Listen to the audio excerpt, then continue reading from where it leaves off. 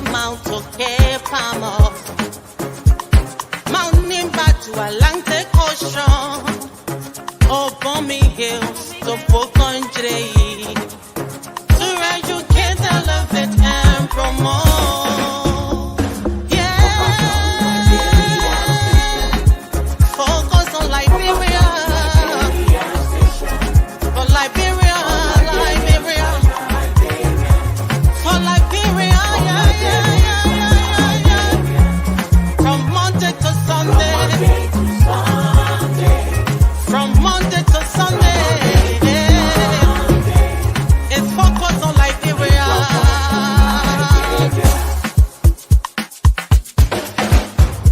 Talk about home affairs,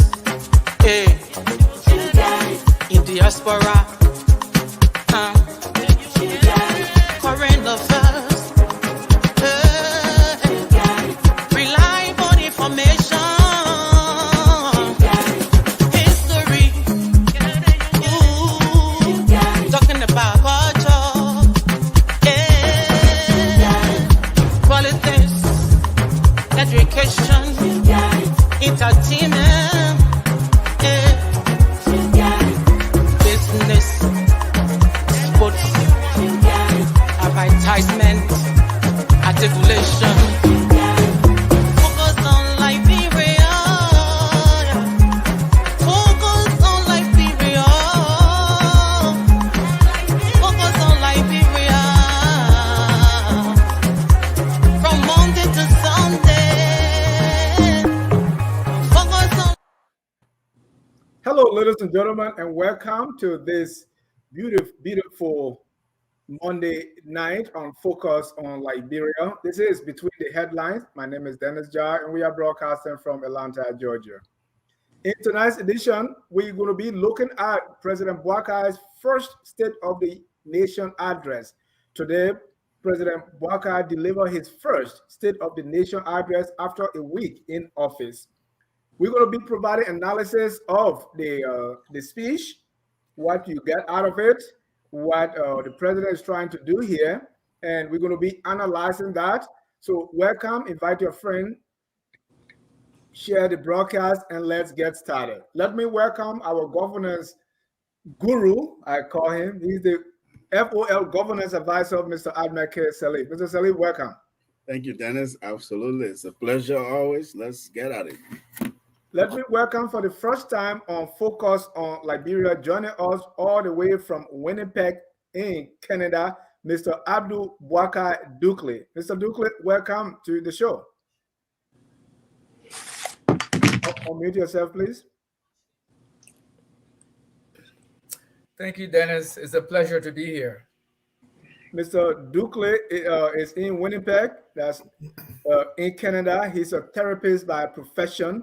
He holds his BA in linguistics from Egypt. He's fluent in Arabic, French, and Spanish. And his BA in psychology, MA in marriage and family therapy. He works at the University of Winnipeg. His area of interest are politics and social issues. And he also speaks Mandingo, if I'm correct. Gola and Vai. And Vai, right. We want to add those two. Thank you, Mr. Dukle, and welcome to Focus on Liberia. This is your first time. I want to present to you this bottle of water and say, feel at home and let's talk. Thank you, Dennis. Appreciate it. Thank you. Let me welcome our guy who is our public financial management practitioner. He's also the czar on decentralization. I think Mr. Boakai hit something that he likes. So he heard it. I believe he even left the place because he's so much about decentralization. Mr. Thomas Buchanan, welcome, Tom. I think he's muted. While we wait for Thomas to get adjusted, let me welcome Mr. J. Victor Nabwe. He is a panelist here. Mr. Nabwe, welcome to the show. I'm not going to talk about UPP this time and CPP. Thank you. And I will do so, of course. I'm a proud member of the UPP, the United People's Party, but it is great to be here. Thank you. Let me welcome our former member of the TLA, that's the Transitional National Assembly, Mr. James Nalasa, representing Bond County at that time. Mr. Lassa, welcome to the show. Thank you, Dennis. Cool to be here. Let me also welcome Tom. Tom, are you there now? I'm here. I'm here. Welcome, Mr. O'Connor. Thank you. Thank you. Great to be here again today. All right. Last and definitely not the least is Mr. William Gadier Greaves. He's the former Consul General, Republic of Liberia, New York. Mr. Greaves, welcome to the show. He's muted. There's no sound. We want to welcome all our viewers from across the globe. Mr. Greaves, please fix your sound issue and let us get started. Today, President Joseph Numa Boakai delivered his first State of the Nation address, which we all listened to. So I will go around the room one at a time. Let me get your initial reaction, for a minute or two each. Let me start with Mr. Nambe. How was the State of the Nation? I really have to say the delivery was very, very pleasing. I think the delivery was very presidential. I for once there, I began to feel, the warmth of being a Liberian, with a Liberian president addressing the nation. But I'm a little bit concerned with the content of the delivery. Right, and we're going to go into that. Let me go to James now, Lassa. Mr. Lassa, I know you have some expectations. How was it? Yeah, I think it was just right. It was right, kind of consistent with the personality of the presenter, the tone, the intonation, even much more, or before even talking about the content. So it was just good. It was good. Mr. Dukley, what's your initial reaction to the SONA? I listened to a portion of it live. I would say I would be cautiously optimistic, and there are elements that I think they are new, but it's too early to make judgment on those concerns for now. But I would just say overall, I'm just cautiously optimistic as to the deliverables that was pronounced today. So how did President Boakai do? Yeah, I mean, it looks fantastic on paper. The delivery, all the the expectation were met in terms of the delivery, and the way everything looked presidential, everything was in place, and I think they might have learned a thing or two from what happened in the inauguration, and you could tell that there was a backup plan somewhere in case anything like that had occurred. You could just see that they've learned from what happened during inauguration. So overall, I would say, I mean, if I was to grade today's presentation speech, I would give the president an A. Thank you. Mr. Kane, what's your initial reaction to the SONA? For me, my reaction to the SONA is the person who selected the topic, rebuilding public trust. I mean, over the past 6 years, the public trust in government actually just vanished. Checks are bouncing. I mean, they're saying this investment is coming, it's not coming. The government is going to break ground and they don't do anything about it. If you are going to forget about the past 6 years and move forward, you have to rebuild that trust between the citizens and the government. That's how anything is going to work. If that distrust is there, nothing is going to work moving forward. So I think my reaction is that the topic is well in place, it was selected carefully, and trust is the major thing that this new government needs to work on moving forward. Thank you. Mr. Salif. Thank you. It was everybody has already talked about delivery, but an inaugural State of the Nation address, you want to accomplish several things for a new president, and President Boakai hit on everything. You want to continue to inspire hope, inspire, enthusiasm in your presidency, establish credibility early on. He did that. He did that on two counts. First, he talked about the past a little bit, how the economy is, and how the governance have been, or the lack thereof. And then he set up his legislative agenda, basically all those policy ideas he laid out, that the government will be doing in terms of substantive policy. Some of them will have to go through legislative processes. So he gave us a good sense of what his legislative agenda will be, and he even named some of them that right out the gate we knew there will have to be some kind of acts of legislation, the legislature. If you're talking about the tourism board, you're talking about how he will handle, the drug issues, and so forth and so on. So it was a really good speech. I thought everybody said it was presidential, really, really presidential. For once, you sat there and said, wow, yes, this is Liberia. We're back. It felt really good. and it suited his personality, calm and really collected, well delivered. It was fantastic to just watch that. Thank you. And before we even get into the substance, the content, did he really connect with the people? How was the you talk about the delivery, but did he really connect, Mr. Salif? Well, yes. Look, President Boakai would be the first to tell you that he's a low energy person. That is not a negative. That's just his personality. It's not a health issue. He's just a very soft-spoken man, very calm, calculated, and collected. That's how he is. Sometimes when you are engaged with him in a tete-a-tete, like one-on-one conversation, sometimes you have to even, remember to raise his voice a little bit to be able to elevate the tone. He did that. He received several ovations. He received multiple applause. To me, that's connecting the people. And you could tell from the outside, when we, the outside broadcast crew, even our own FOL, Malba and others were there. People were enthusiastic. People were hopeful. They were expressing, what they heard in his speech. They were very hopeful, and it sounded like, look, this is reset. We've been calling for reset. This is reset. This is a reinvigoration of the public trust.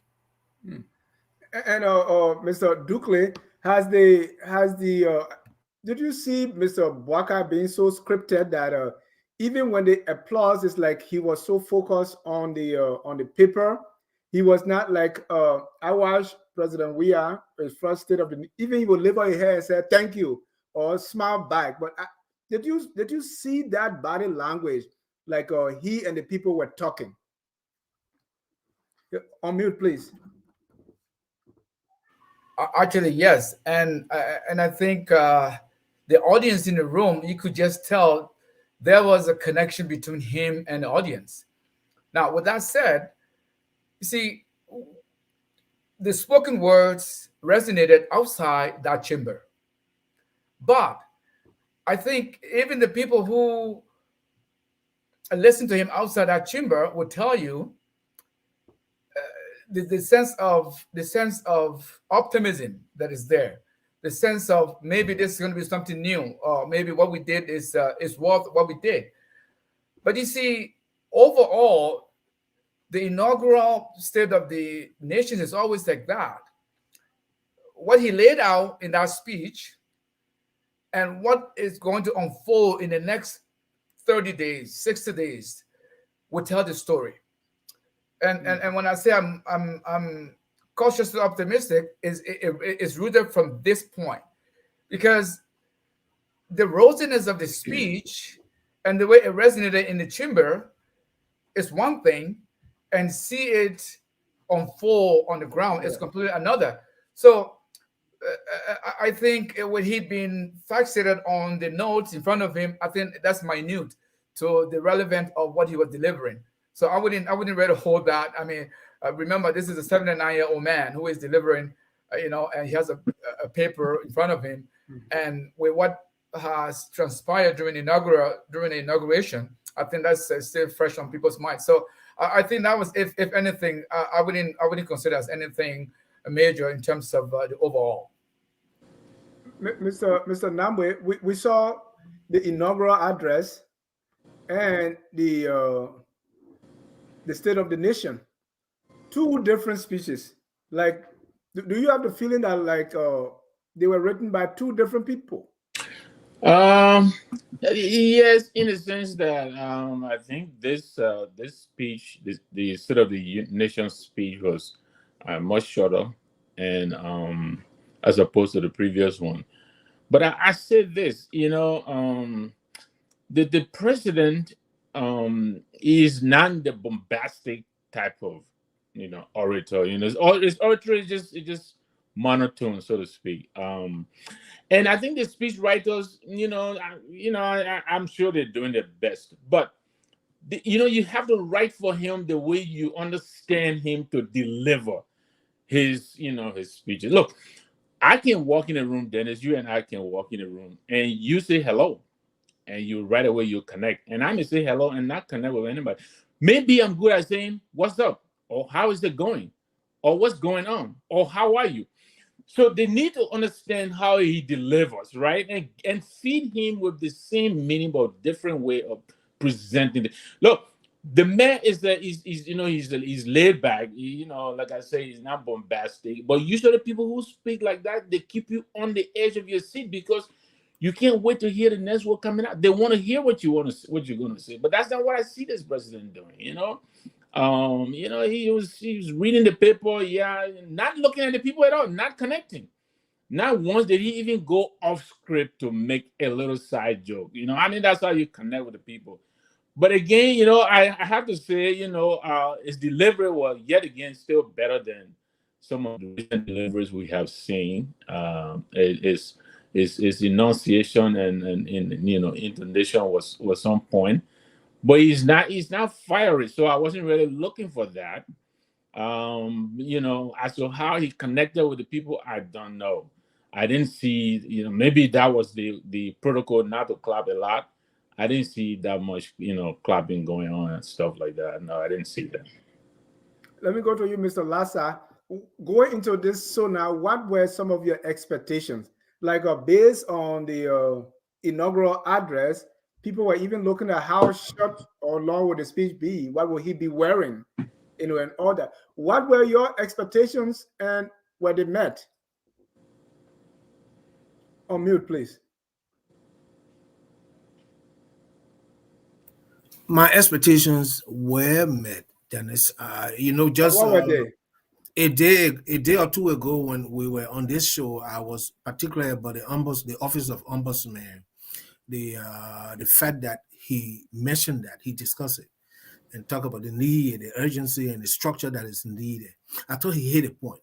While he didn't use that occasion to declare his asset, just mentioning the office of the ombudsman and some very critical issues about the diaspora, the relevance of the diaspora Liberians. That was critical. He talked about corruption, and there were quite.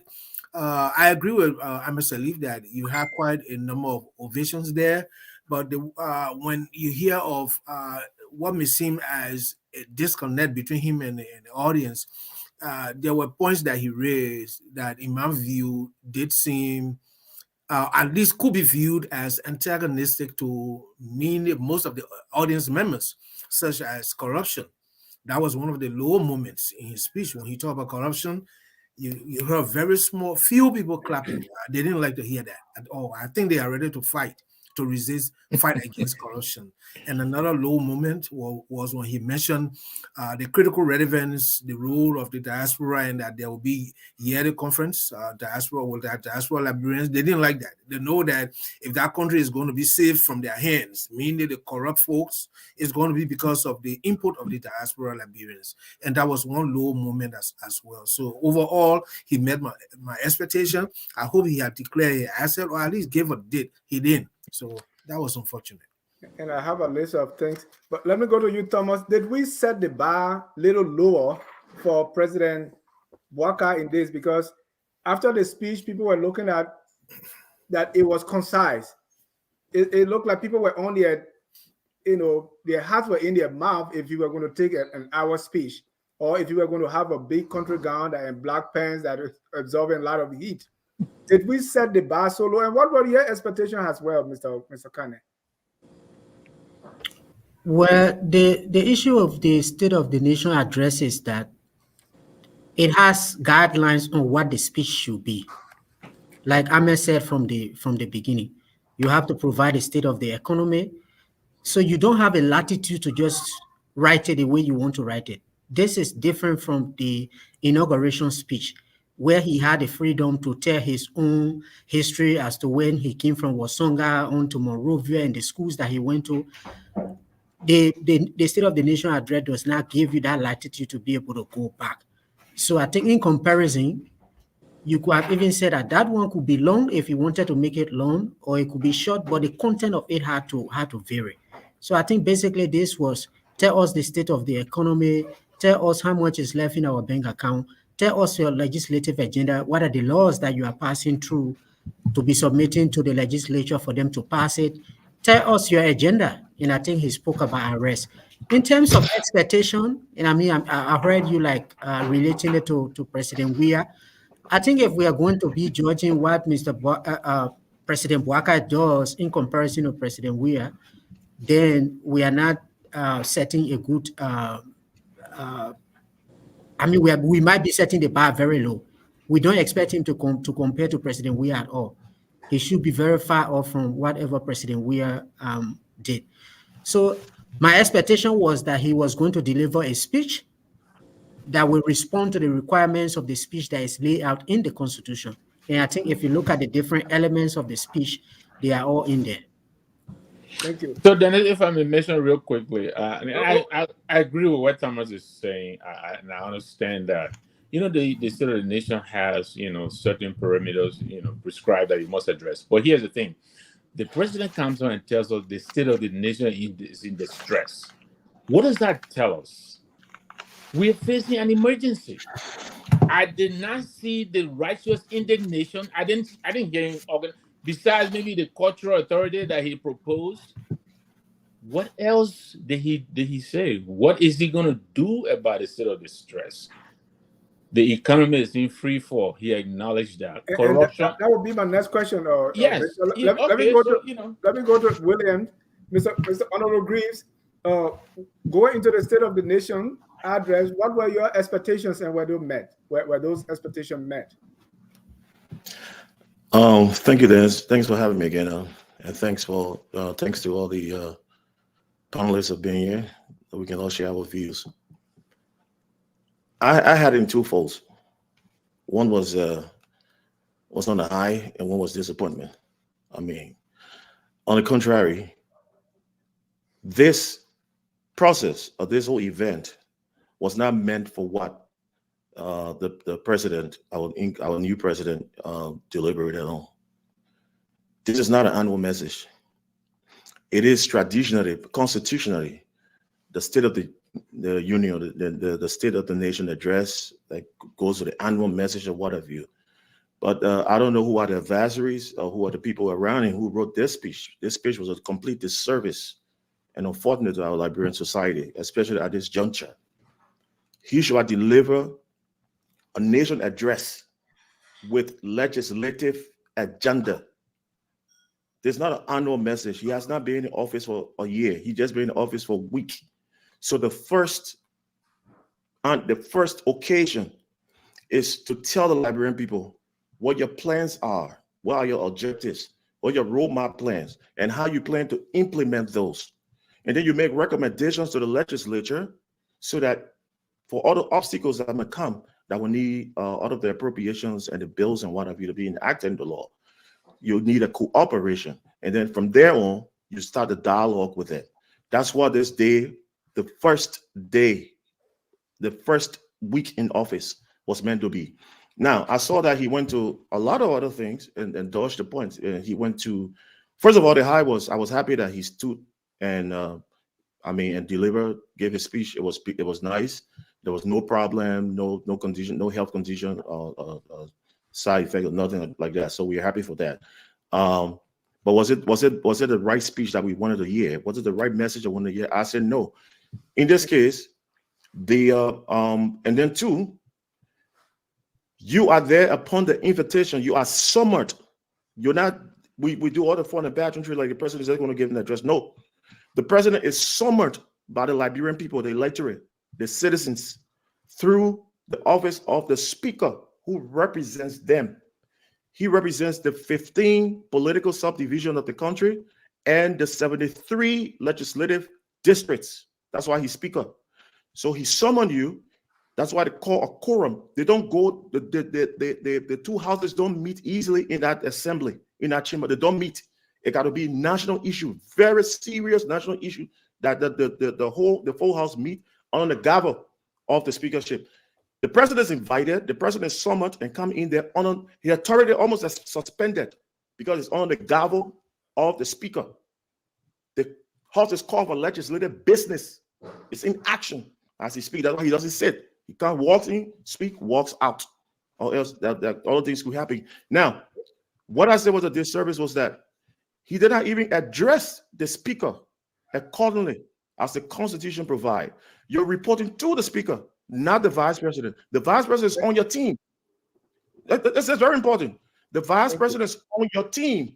The pro tempore of the Senate does not, it's nobody. This is ceremonials. They're all ceremonials. It's the speaker's day representing the people. So why he kept referencing his subordinate as he's reporting to his subordinate was wrong. And that had to do with advisors, whoever wrote and whoever gave that direction, it was wrong. Thank you.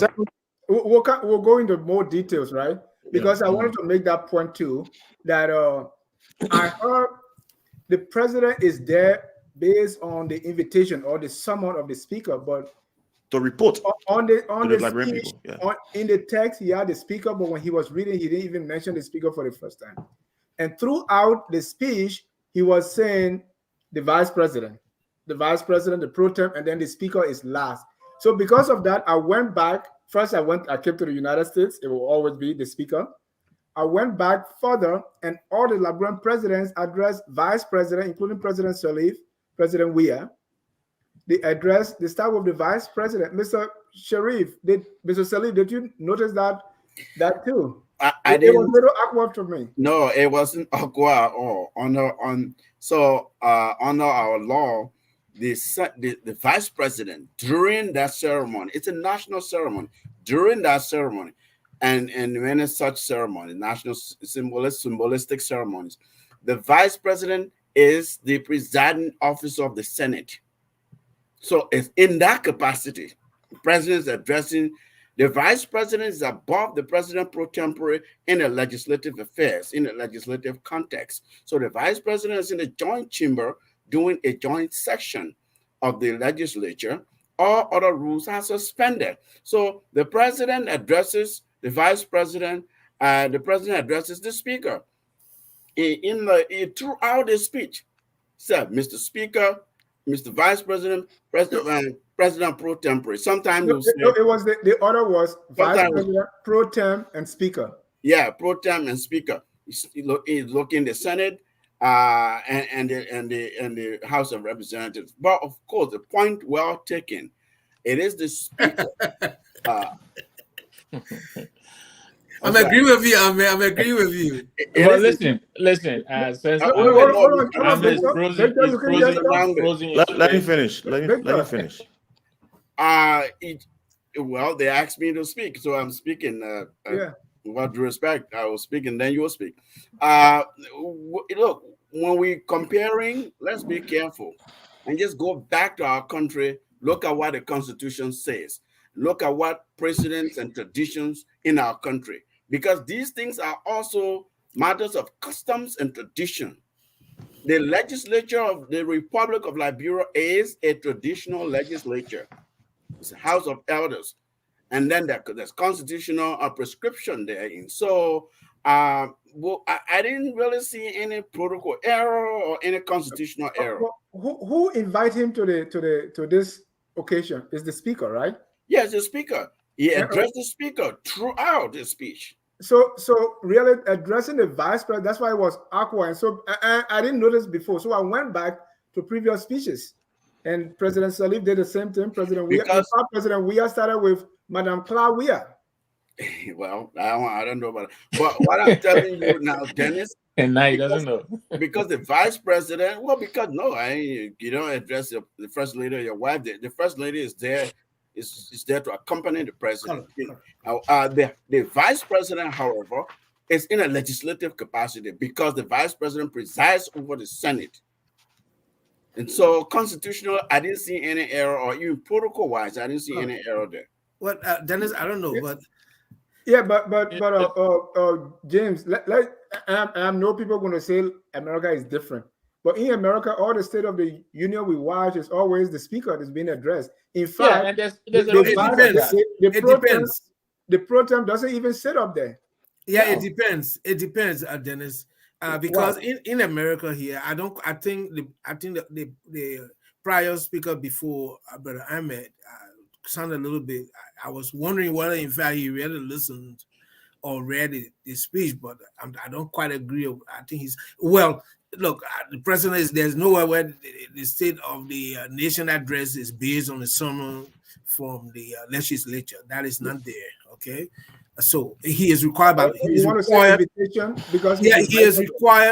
required by law to perform that duty, to go and report, basically to discuss the challenges of the nation and to recommend a solution. Report to whom?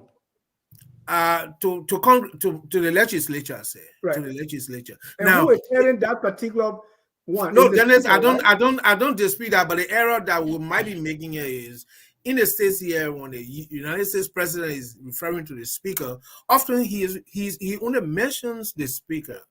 In that context, that is the only person he is mentioning. When he's mentioning others as the vice president or so, he is likely to go in the order as it happened today. You understand me? Now, there is something unusual about this. I think you have a dysfunctional environment in our country. Unfortunately for us, we have a speaker who, in fact, I was really praying I had to rush to read the Constitution before the inauguration. I was like, I hope the speaker is not required to play any key role here as doing anything, because this man is a convicted criminal and a criminal felon. So, if our president, I would really be embarrassed to have such a man play a key role in my inauguration, or such as in an environment of giving the State of the Nation address. This is an embarrassment for the nation, is for us. And if our President Boakai had gone against protocol, which I don't think he did, I would have deemed it right if only for that purpose, Dennis. Thank you. Let me go to Tom here.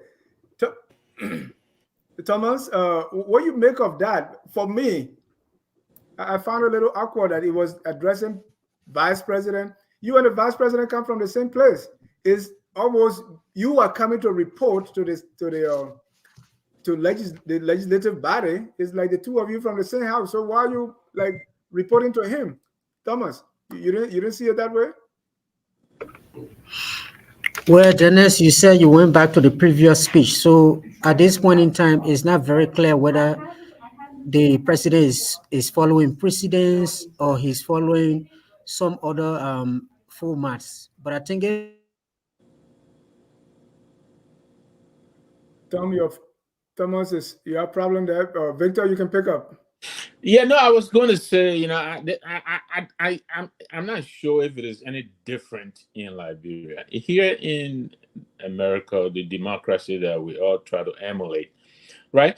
The vice president is never in the hall as the president because he is the designated survivor, right? In case the Congress, he said the vice president sits with the speaker in America, right there. The vice president and speaker, they are the one at the front. The vice president sits on the podium? Yeah, with the speaker.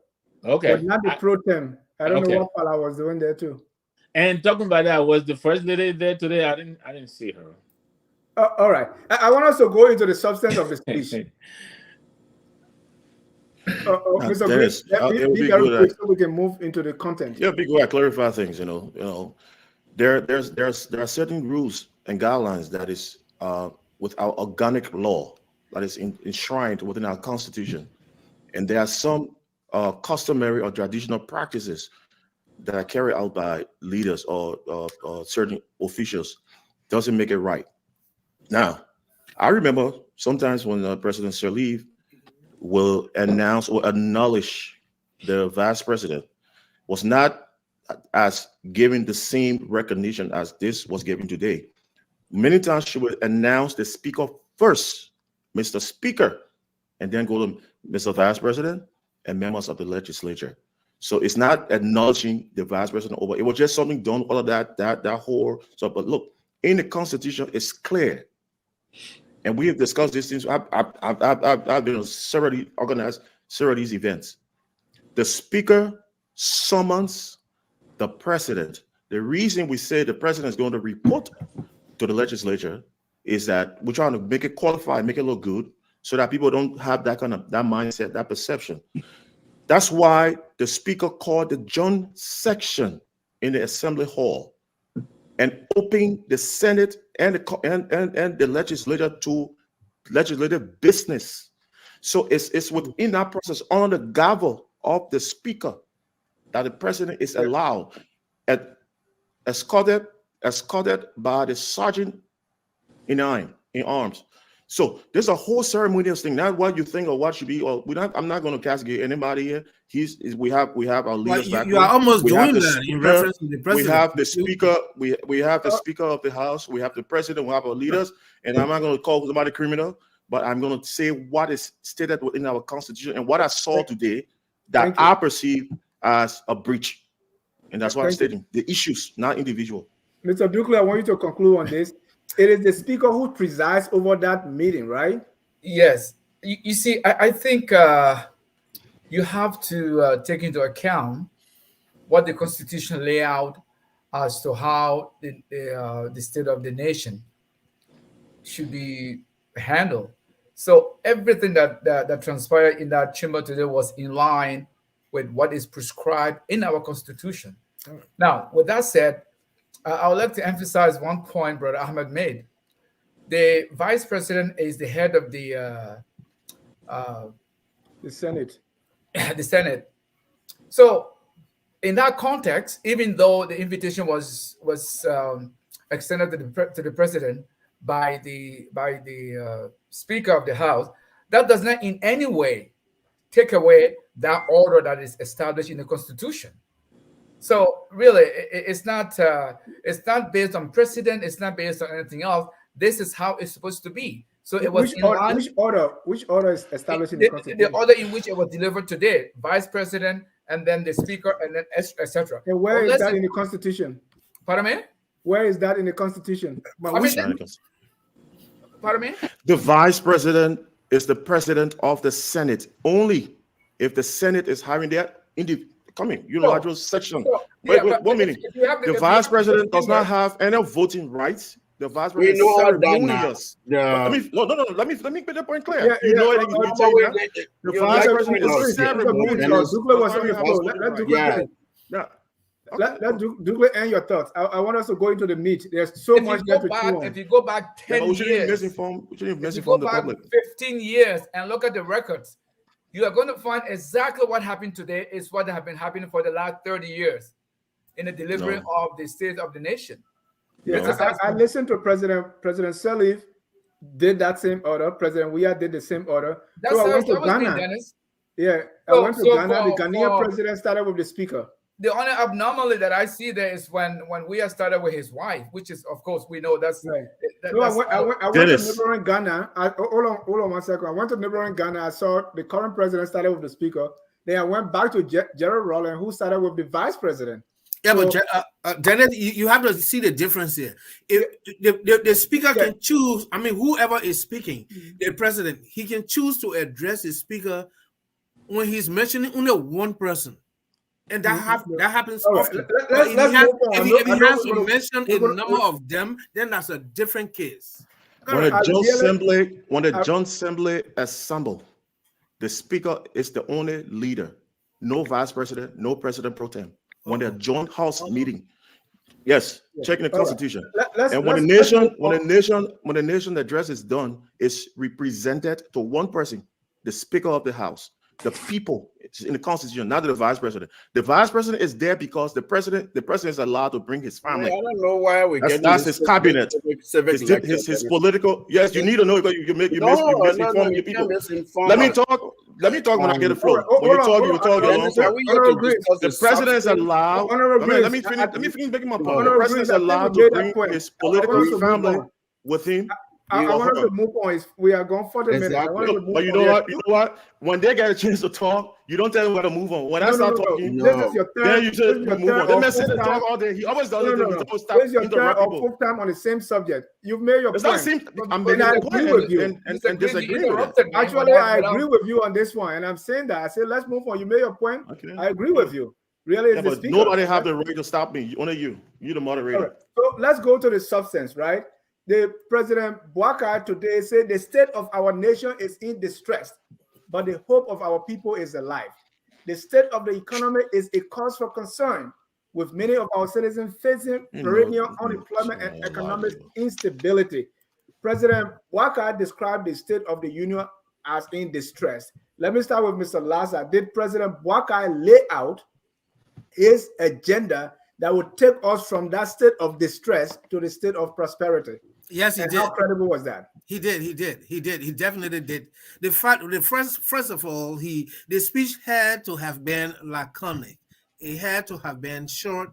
It had to have been concise, to the point, and that was it. If we are going to expect the president to go into detailed itemization of the various issues involved, we're going to have more than what happened during the inauguration. And then he did present the challenge there. If you look at the slide you just showed, the portion talks about the state being in distress.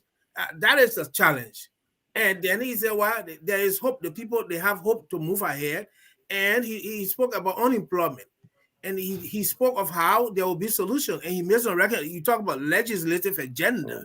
He also presented that will be all part of the process of finding solution to the problem. That was meant to not be a detailed itemization of national description of the problems and the solution facing the country. That would require a book or a manual of pages. Okay, let me just put one to you. How did he intend to take the economy from that state of distress to a prosperous economy? Well, for one example, he talked about corruption. Like I said, that was one of the low moments. The way to move forward is to have an economic program for the country within which corruption is viewed as not good, unhealthy, and it has to be targeted. And he spoke about that. Thank you. He spoke about greed and over net wealth accumulation. Those are things that if you have a prosperous economy, if you have a thriving economy, those are things that will have to be absent or very much diminished or minimized. And so that was part of the speech. Thank you, Mr. Dukley. The president said the state of the nation is in distress. And again, I went back. President, we did the same thing. I mean, you kind of look at the economy and say, this is bad. I'm inheriting all this, right? So did the president lay out an agenda that is going to move us forward? Because when you tell me we are in distress and this is why the rescue team is coming, did he lay that out for you to see clearly? Actually, not entirely. Now, in a way, he did set out, because if you look at the speech, the overall presentation, and all the things he said in it, I think he set the stage. First of all, if you look at when he talked about what he has inherited in terms of funds available, budget, whatever, there was a massive discrepancy in what was reported and what he talked about. Okay. Now, with that said, he spoke about one area that I thought was really, it sounded good on paper, but again, I'm yet to see what in concrete terms would be done to see it happen, which is in tourism. So what he said in tourism was, tourism is one area that has not been fully exploited, and he hoped to capitalize on tourism as a way to boost our economy. That's one area that I thought I was hopeful. But you see, incoming president always use the economic excuse to either carry on some agenda that is not going to be popular with the people. For example, if something goes wrong, it's very easy to say we did not meet. There wasn't enough money in the coffers, so you can't come back and say, "Oh, this is the amount you had there. How come you couldn't do this?" So, personally, over the years that I've been following Liberian politics, this has always been the excuse of the incoming president to say we did not mean nothing in the conference. So, but he did lay out some concrete steps in which he thinks that the economy can be rejuvenated, especially when you talk about the tourism sector, how he hoped to bring jobs and all the things he spoke about. Right. And let me pick out one session and one thing that he said, because when you say it's in distress, I'm looking for what can we do. So let's look at this point. Yes. So he said this is part of the distress, right? Inflation during the period 2023 rose to 10% at the end of December from 7.6% in 2022. Revenue collection has reported by 2022 at 10 million, while expenditure 796. Hence, there's a deficit of 80 million. We intend to change this state of the economy by thinking outside the box, a paradigm shift away from reliance on primary commodity export to focusing on value addition with the private sector as the engine to drive the economy. Under my administration, the empowerment of Liberian entrepreneurship through more support will help bring back the Made in Liberia quest for inclusive and sustainable growth. In our quest to expand the economy, we will leverage information communication technology in creating jobs, especially for our youth. Victor, does that tell us that any concrete terms how to move the economy forward from this state of distress? No, absolutely not. And I was actually going to come to that. So the president tells us that the state of the economy is one for concern, right? The state of the nation is in distress. Well, then he's proposing the training of 10,000 youths, and he doesn't tell us how he's going to pay for it. So he tells us the wage bill is almost 45% of the entire revenue, right? $300 million at $760 million. So this is the source of my confusion. I was saying earlier that the delivery was very was satisfactory, but the content really was lacking in many respects. This president talks about corruption. He talks about the establishment of the office of the ombudsman. He has not declared his asset. Isn't that double talking? How can you say on the one hand you will fight corruption or you will fight transparency and all that, and yet you are refusing to declare your asset? What does that say to the people you're going to employ, right? This president made one of his hallmarks in his inaugural speech, the setting up of the war crimes code, and he said nothing about it.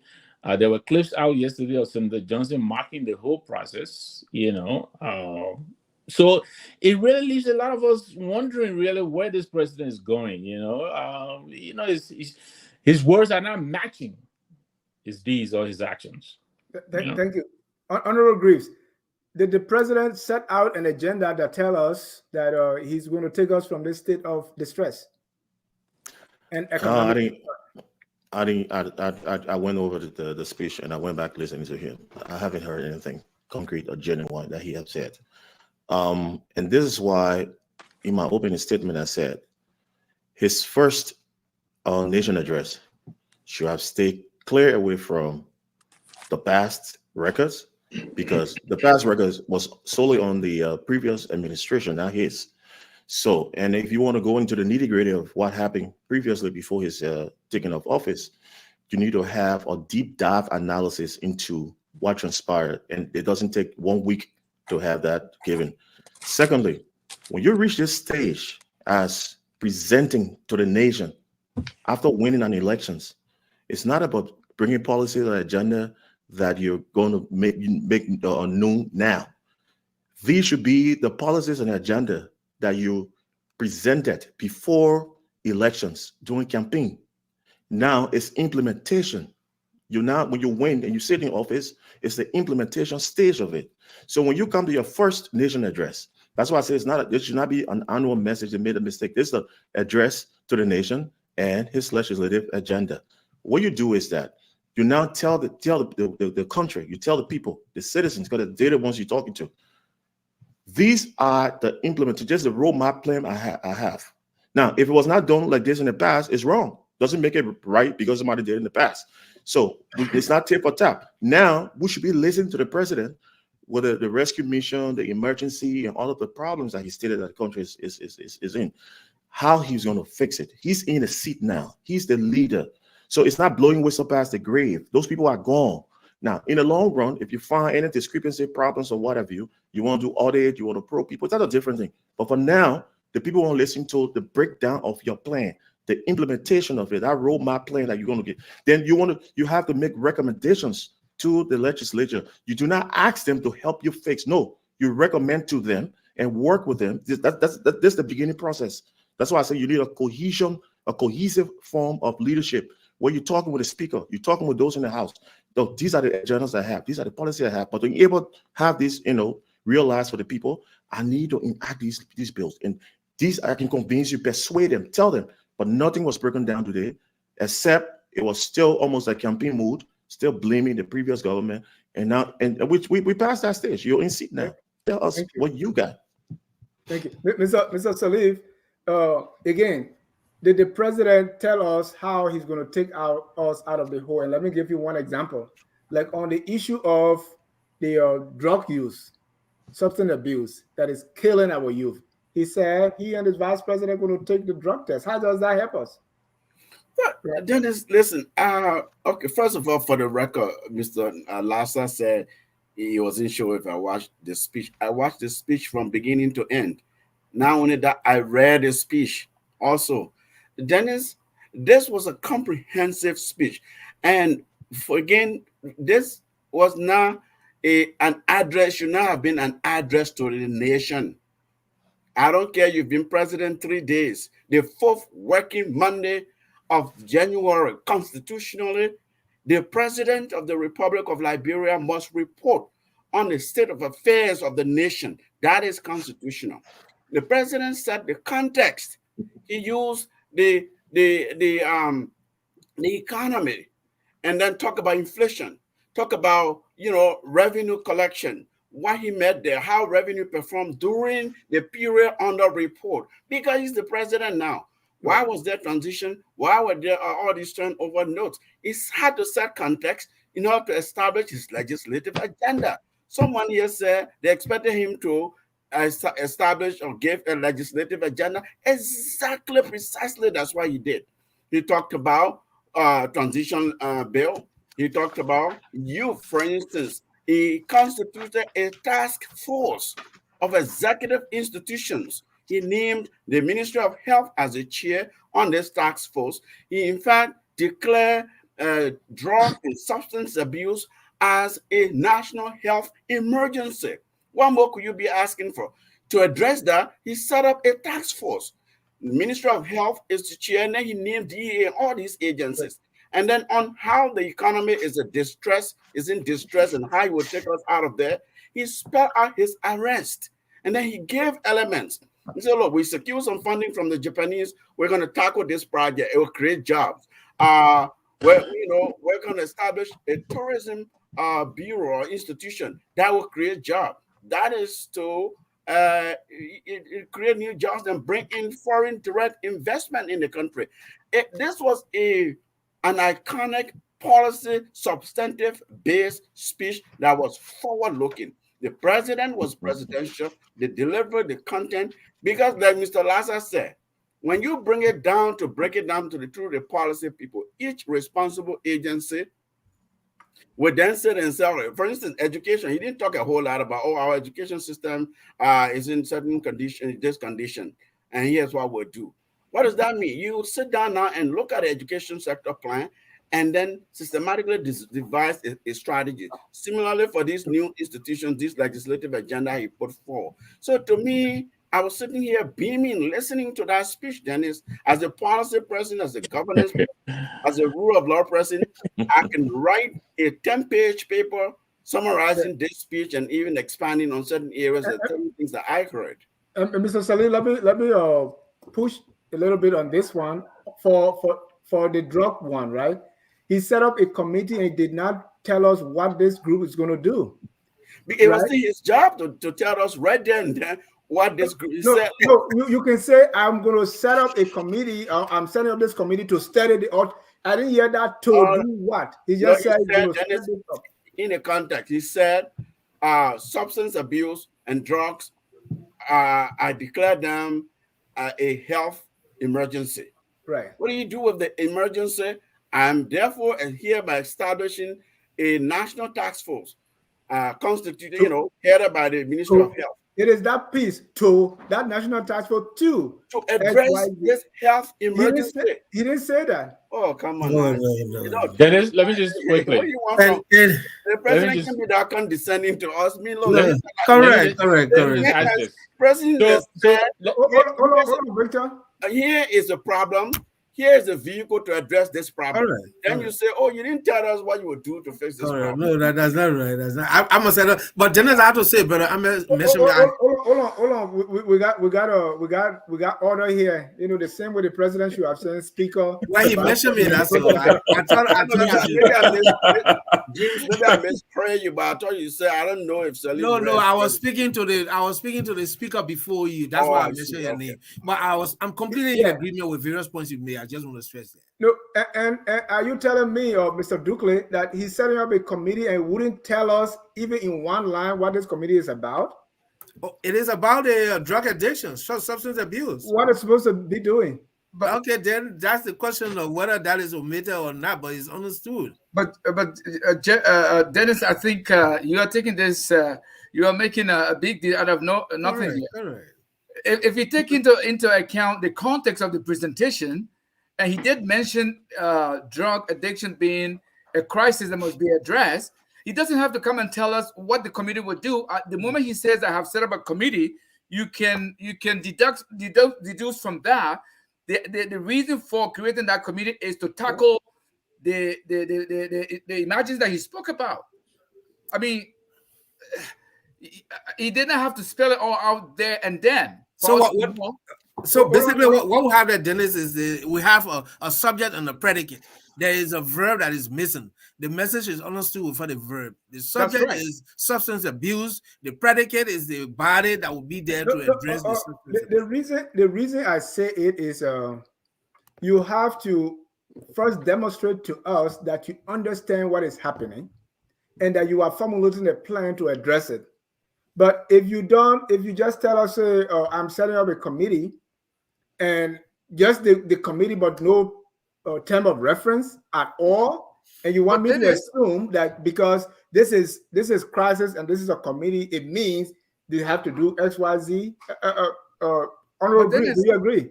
But Dennis, I do not agree with that. That is not a well laid out policy plan, and according to what he alluded to, and all these things I'm saying, I can sit before President Boakai and tell him straight from he knows me. We work together, so I know who I'm talking about. We have laws in our country. We have institutions and government agencies that are responsible for these things. The law, does it need to be enforced? I would say yes. You're talking about drug emergency. You're talking about people, the youth of our country being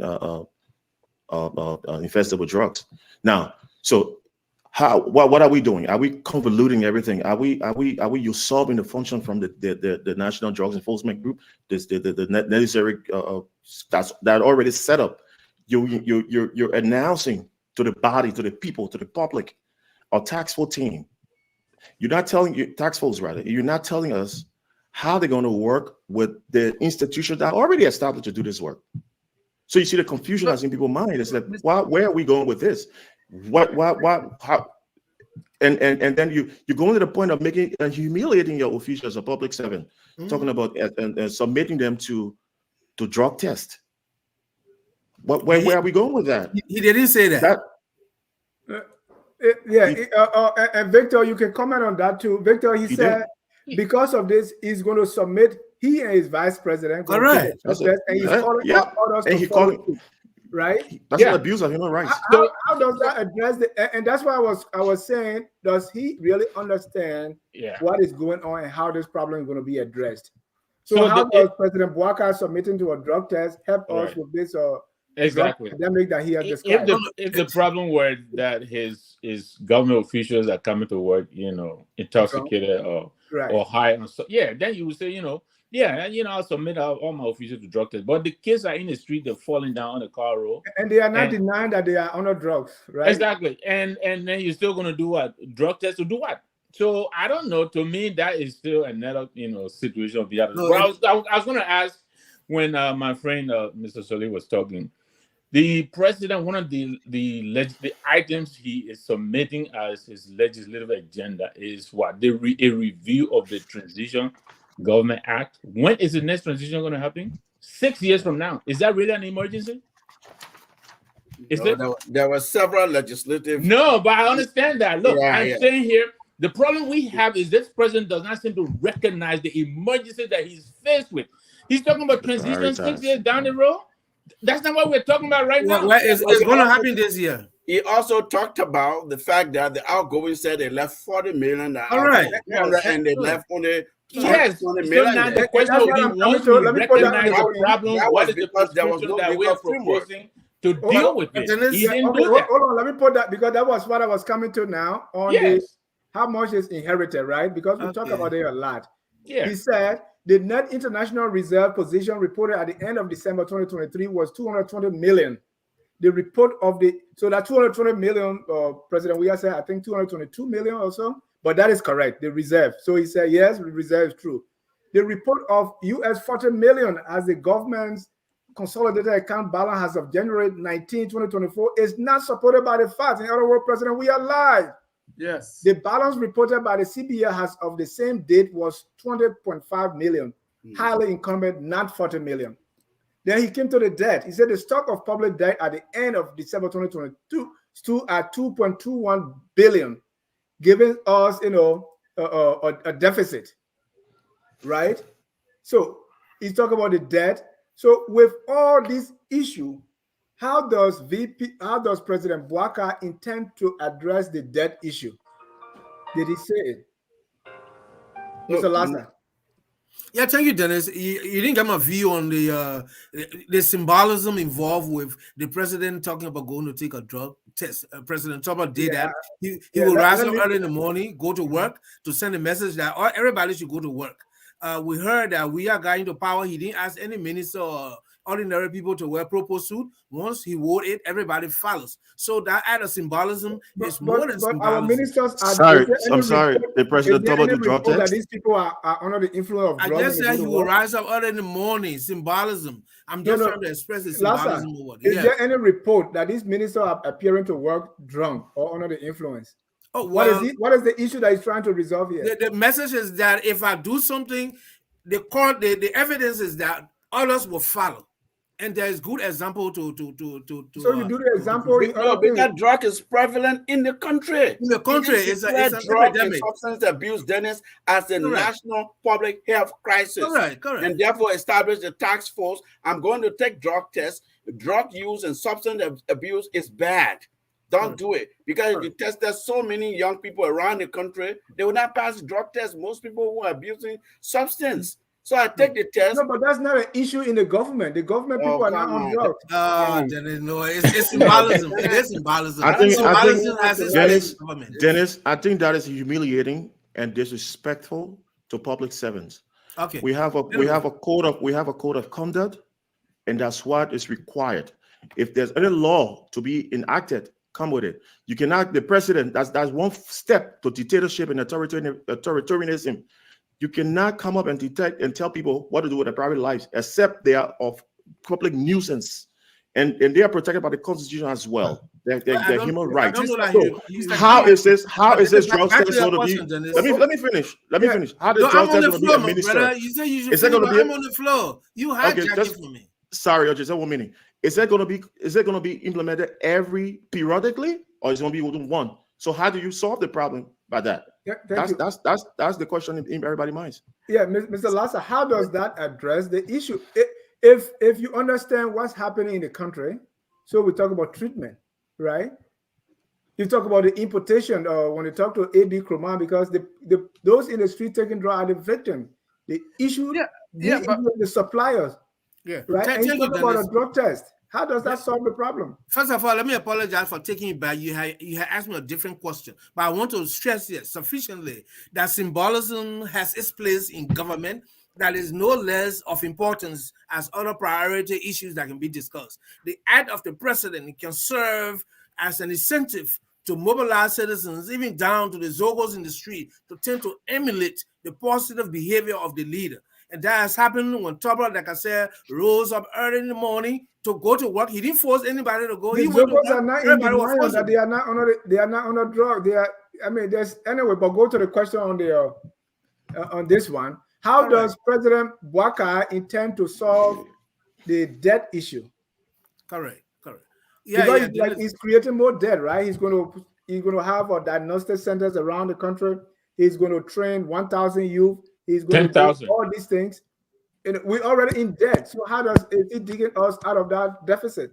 That's a good question. Again, my brother said the president's speech today wasn't a well laid out national plan. How will you how will you present a well laid out national plan in a State of the Nation address? That would be a complete nonsense. How does he address the debt issue? That's my question. How to address it is to first of all acknowledge that the outgoing government added $1.33 billion of debt onto the national debt that was far below $1 billion. So this government can reduce the debt by shying away from getting into more debt and exploring other ways of raising revenue, such as revenue generation, such as empowering Liberians to engage into entrepreneurship, like he said, and to mobilize the nation so as to foster economic reform for sustainability and growth. He spoke all of that. You know, Dennis, on a little side note, I wish the president would have also, and let me give a shout out to my friend and brother and mentor, Blamo Nelson, the ambassador to Japan. You know, I wish the president would have at least given credit to the fact that the Japanese being in country to help out was really a project and negotiation that was started by the government that has already left the scene. He didn't even do that. You know, it sounded as if to say, you know, it is through his instrumentality that these Japanese people are coming into the country to open up the road between Freeport and I think Free Zone. You know, no, those projects. How was that necessary? Well, I mean, at least he could have given some credit. So do you hear anything how the president is going to take us out of this debt? That's what I want to hear. Because it's being alluded to that the president is finding ways to keep us out of debt. You know, for instance, maybe not going to take a loan to do the road when the roads were already, you know, the project already laid out. He just came in and inaugurated, or he's going to inaugurate the project. That's what I thought to mention that. You know, Mr. Dukley. So as much as we are saying we're decrying the outgoing government for misleading us into believing they're leaving us $40 million in a consolidated account, they're actually leaving us $20 million, which is already encumbered, right? So we get that. What about a little bit of acknowledgement for what they left in your laps? That would have been the honorable thing to do. He said the stock of public debt at end of December stood at $2.21 billion, an increase of 8.67% compared to the end of 2022 stock of $2.08 billion. This represents a sharp increase of $1.33 billion compared to the end of December 2017 stock of $878.1 million, representing 601% rise. The president was quick to say, hey, at the time we left, this was the debt. Now this is what you are leaving us with. What he did not say is at the time we left, this is what we left you with in the consolidated account. So everybody, when they are taking over, they want to make themselves, you know, look good. The comparison is only on the debt because that's where President Weah raised that. But then when it comes to the consolidated account, he didn't mention that. Mr. Dukley, how does President Boakai intend to take us out of the debt? You see, even though he did not clearly lay out as to how. Is it imply again? How to get us out of this. But I can just before I answer that directly, I want to say somebody made mention of a DEA as part of this dealing with this drug problem. I mean, DEA is a law enforcement agency, and so for that reason, I think their role here in tackling this menace of drug addiction in Liberia will be very minimal. So the mention of task force as one of the ways to deal with it is well placed, in my opinion. Now, the president also talked about made in Liberia. I think if the real emphasis on that made in Liberia, that's one area they can also generate revenue from there on top of the already existing method we have of generating revenue. How? And also, How does made in Liberia? The people that Well- generate revenue in the country as LRA, what is he going to do to beef that up? And that's where our entire bulk of what the budget is coming from. So I was waiting to hear something in that direction. So how does made in Liberia bring us money? Well, when we talk about made in Liberia, I don't think we expect what is made in Liberia is going to remain in Liberia. There's going to be export component of made in Liberia. How are you going to make it without money? Pardon me? How are you going to make it? Where would the money come from? Well, this is not. I think when he says made in Liberia, I don't think he's talking about the government having made in Liberia. No, this is for the public, the Liberian public. And right. So what is he going to do to encourage people to take loans or do stuff like that? Well, I think there are many ways. Made in Liberia is not only for Liberians who are in Liberia. I'm pretty sure there are going to be people coming from the diaspora, the private sector. But what is he going to do to incentivize the private sector so that I will go home and open my business in Dodokan? I'm sure there are people right now as we speak who are looking at that, where there are going to be tax incentives that's going to motivate people to come, and through that, there can be another source of raising revenue. So the present tax base and whatever they do right now to generate taxes, they have to take a serious look at it. Dennis, by the way, I got a friend in Liberia who left from Hold on, Lassa. Douglas, stay on the floor. Oh. So his administration is going to pay special attention to diaspora Liberian, and I think this is one area where the diaspora Liberian can have an input that can impact nationally on our revenue generation. So thank you. Yeah. Ladies and gentlemen, if you are just joining us, this is the post-analysis of President Boakai's State of the Nation address. Sometimes they say when you listen to somebody, you also watch for what is not said. I was listening to the speech and I jotted down some things that I thought, that he didn't mention, and I want you to give me your assessment of that. Number one, I saw that the issue of asset declaration was not discussed. And that was something that he should have done before taking office. Also, the War and Economic Crimes Court. The War and Economic Crimes Court, he mentioned that in the the inaugural address. He was marked by Prince Johnson because Prince Johnson always said, whoever talks about War and Economic Crimes Court gets sick. He talked about Senator Groupie, who had a heart attack after it. And so he said the same thing. And now President Boakai pulled back. Was President Boakai bullied by Prince Johnson into compliance? We'll talk about that. Also, the state of the Supreme Court bench, is it vacant? Is he going to appoint someone? He also talked about audit, but the audit he was talking about is like routine audit. But what he said before was actually investigate stolen item, asset recovery. So I was looking at giving the LACC more teeth and asset recovery like we see in Sierra Leone. We also did hear about investigating mysterious deaths, because this is one area where we beat on the weird government. Was it supposed to be there? Well, that's why I call you guys here. Also, the restrictions on dual citizenship. The restrictions on dual citizen. He didn't address that. What he said was he's going to have a conference. I don't know what, a conference. Dual citizenship restriction was a major issue. That's why the UP was going to court. Also, another sticky point for us is out-of-country voting. The president didn't mention that. And then, I don't know whether it should be there or not, but the state of his health. We almost passed out. How is he feeling now? Was it something that he's supposed to address or talk to us about? Let me get your take on these. Let me start with Mr. Victor Namwe. I've listed out there. Are there other things that you were listening to, hoping for, and you didn't see?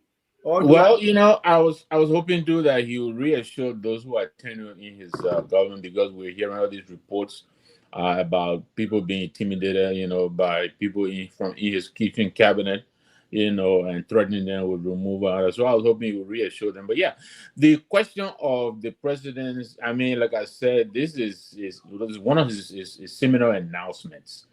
The feasibility of setting up the War and Economics Crime Court. Right, he wrote that in the speech. He didn't even mention. He didn't get a chance to read it. We only found out about it because we read his speech. So the following day, Prince Johnson was in the press, and lambasting this president for trying to rattle the coalition. On Sunday, he was in his church mocking this president, that the president stumbled, implying that the president wasn't aware that this thing was in his speech. And he was reading the speech. As he got to it, he stumbled into it, and that caused him to collapse on stage. Yeah, what he was referring to is anybody who mentioned it, because he's the most recognized face when it comes to the atrocities. So he said anybody who mentioned it can die. It happened to Groupie. He listed in some of his speech, he listed people. So he was implying that the president was going to pass out because he called his name in War Crimes Court. And then, with all due respect to Senator Johnson, and then the vote reached Nimba. Nimba is my in-law county. My wife is from Nimba, so I have a lot of respect for my Nimba people.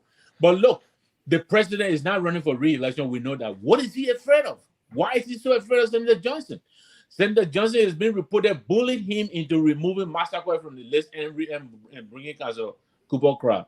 So now the senator is staring him down, and of course he seems to be buckling under the pressure.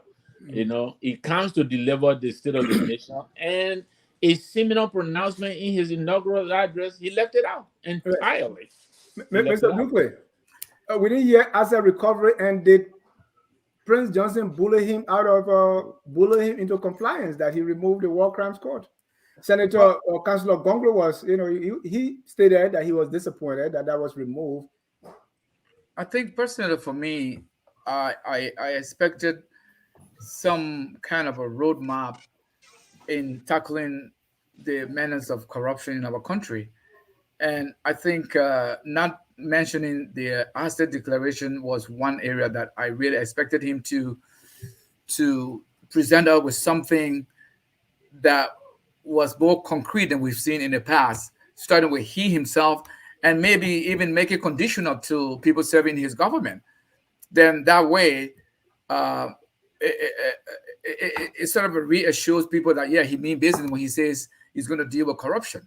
So the fact that he did not mention it, if anything, I was disappointed in not hearing that, or not, hearing talk about that. Because you see, whether you like it or not, Prince Johnson is the kingmaker of the Liberian politics.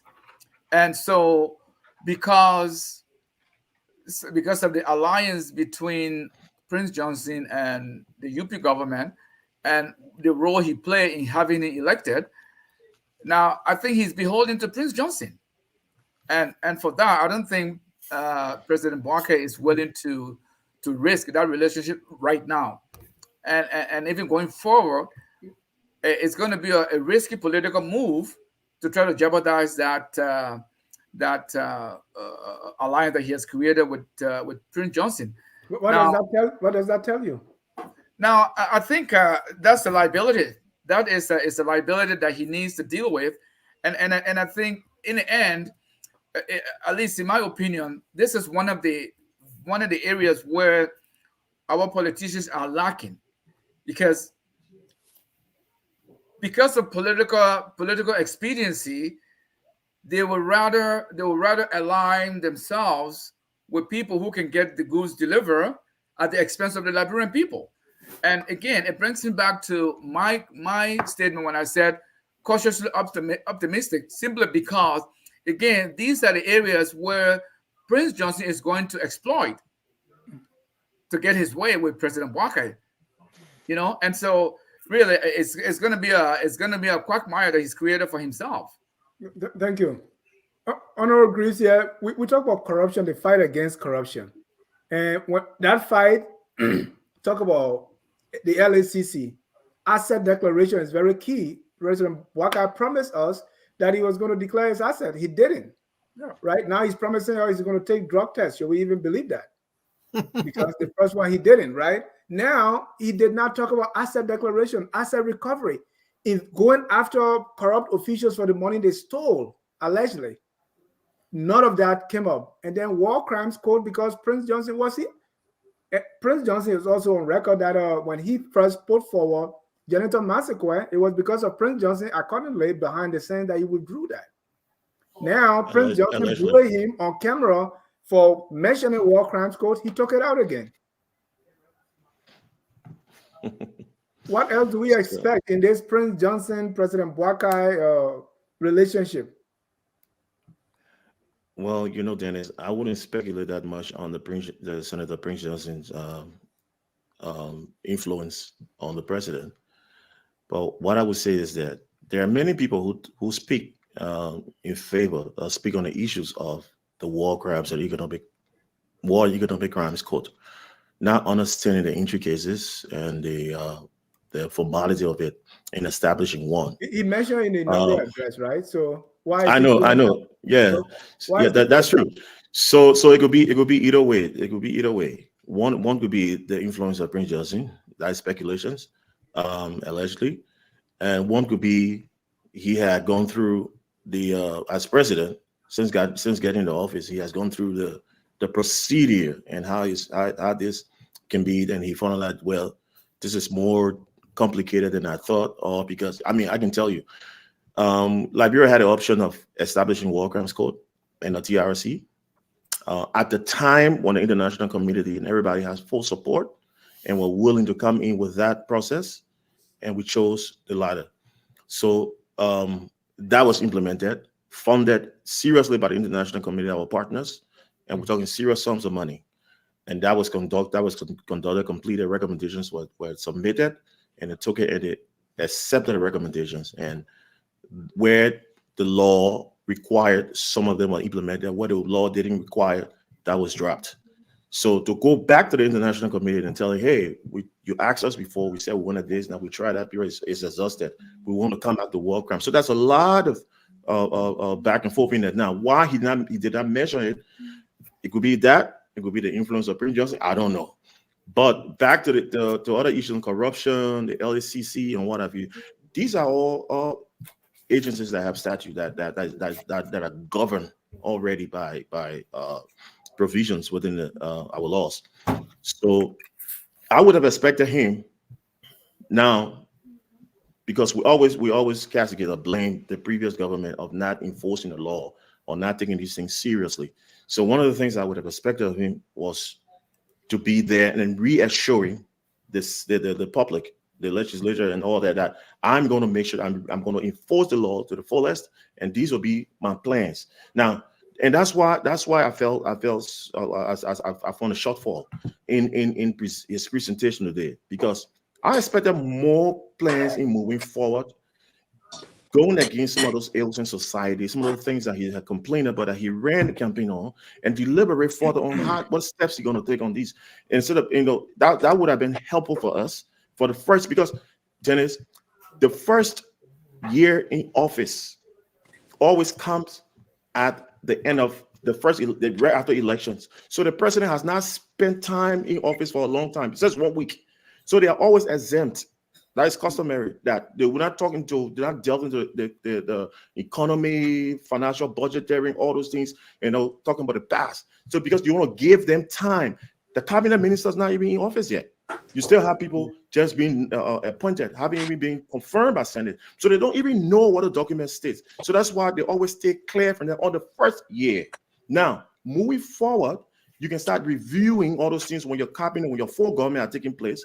Then the next year, that's when he comes and does the annual message and report what he inherited, where he gone, what the progress he's made, what the preview of his future plans, and all of things comes into play. So that's it. Talking about drug tests and what have you, who's going to pay for it? Is it going to be periodic? Is it going to be a one-off? How does that help? Now, when I talk about, he's not here to clear. When I spoke about the institutions and the agencies of law enforcement, we have from the immigration to the DEA to the police, to all of that. They have the joint team already that We know where the drugs come from through the borders, the border point, the airport, the rope, all those. We have the guys know all the areas. AB's not back. They know all the areas in that place where the crack down on it. So if he's constituting a task force team, now he need to tell us how is this task force team going to work in collaboration with the already established agencies, so that we all know. Then we know exactly what he's going with this. But to tell you to take drug tests and everybody should follow suit, I mean, it doesn't help. That's And, if I may just quickly add on to Mr. Gray's point, then I just want to give you a few numbers. Hold on, Victor. Let me just play a brief of what Prince Johnson said. And Mr. Shalil, I want you to comment on the diaspora asset recovery, and out of country voting. But let's listen to Prince Johnson in a minute. Today we are seeing. Today we have a new authority that is ushering in, led by a deacon of F4 Baptist Church. So we believe that things are going to be okay. We need your prayer. We appeal to all the radio stations to promote peace, to stop destructive criticism. When you ask the international community to come, they have committed themselves to come with investors, to invest. And you are threatening protest, you are threatening trouble. Our war is finished. Amnesty has been put into place. There are amnesty laws on the board. And you put it on paper, you want to bring one vote. Even by the fact that you are announcing one vote, you fear the people. Because we have thousands of people who are prepared to defend and will get after us. President Johnson, he said, when you talk walk around code, people are going to come. Mr. Salif, let's talk about what I believe was left out of the speech. The asset recovery, the out-of-country voting, the restriction on dual citizenship, giving LACC more teeth to bite as part of your plan and all that. What do you think? Dennis, everything does not go into a speech. I know. All kinds of factors are considered. And look, we all here come from different professional backgrounds, training. But and not even asset recovery that he promised? I mean, asset declaration? This was an inaugural Nation of the State address, where this president has only been in office for 1 week. He did his job. He laid the context, what he met in the reserve, the state of the economy. He reported on that.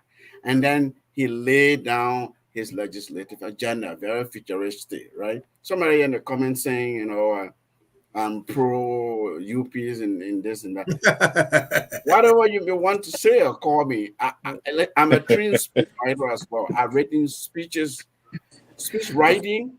Don't listen to the comment. Oh, many things goes into. I wonder where they got that from. I don't know where they got that from. For instance, you do audience analysis. If I'm writing a speech from Mr. Lassa, I have studied this man. I come to him and say, what do you want to say? He says, look, I'm going to speak about the economy. I'm going to, I want to do you give me some broad concept, broad areas. All right.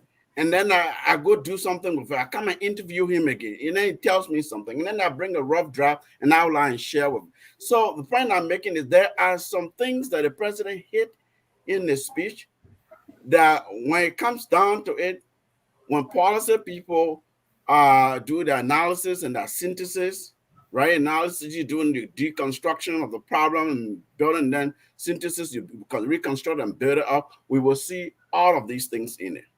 But I do agree with you in terms of broad framework, some of the major areas of concerns were in it. For instance, the foreign affairs area. He focused on our arrears.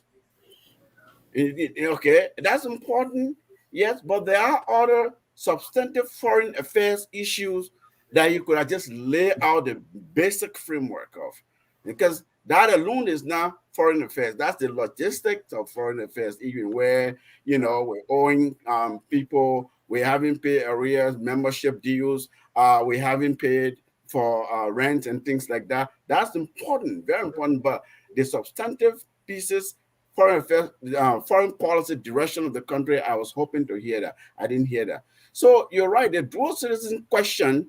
He talked about a Conference. he expressed his appreciation for the outgoing government's role in passing the dual citizenship law. He said, because once Liberian, you're always a Liberian, right? People applauded him for that. And then so we'll do a conference on development, dual citizen conference in development. That is consistent with his campaign message that, and in fact, he said in this speech that Liberian citizens in the diaspora, they are important to the development of this country. I'm paraphrasing that, but he did say that. Okay, so he didn't. What you were looking for was, why didn't he say, well, this dual citizenship law was good, but it has restrictions and that's problematic? You can't say all of that. No. He said, he's laying out his legislative agenda, right? We'll have a conference on dual citizenship and development. That's important. And then the asset recovery area, he said, look, we'll do audit. And if you are corrupt, you'll face the law.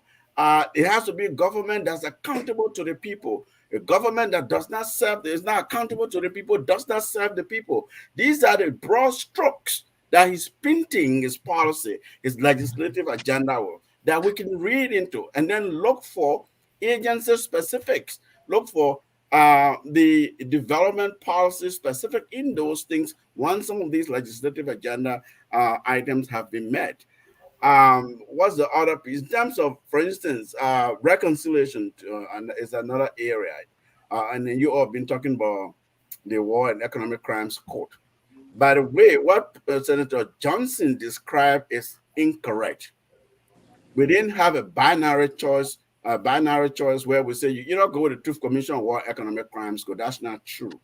There's a legislation that enabled the establishment of a Truth and Reconciliation Commission that had a temporal mandate, investigator, issue a report. That report called for, based on what they heard from Liberian people, a War and Economic Crimes Court, an element of it. So it wasn't either this or that.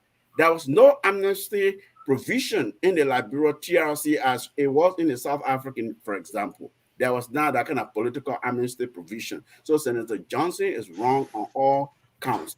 Accountability does not mean fear-mongering or war.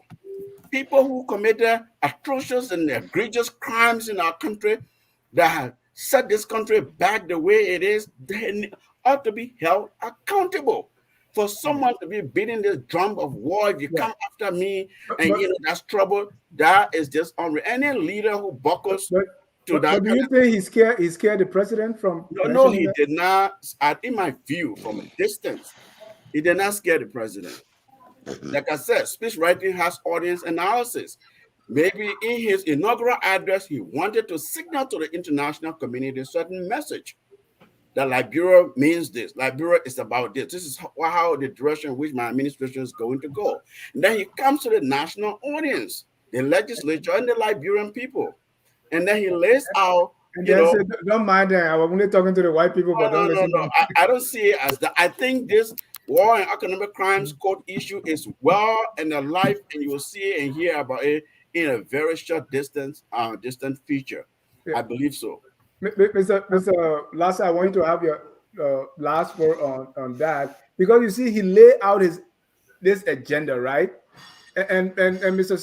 Salif said, hey, not everything can be there, but he was very clear.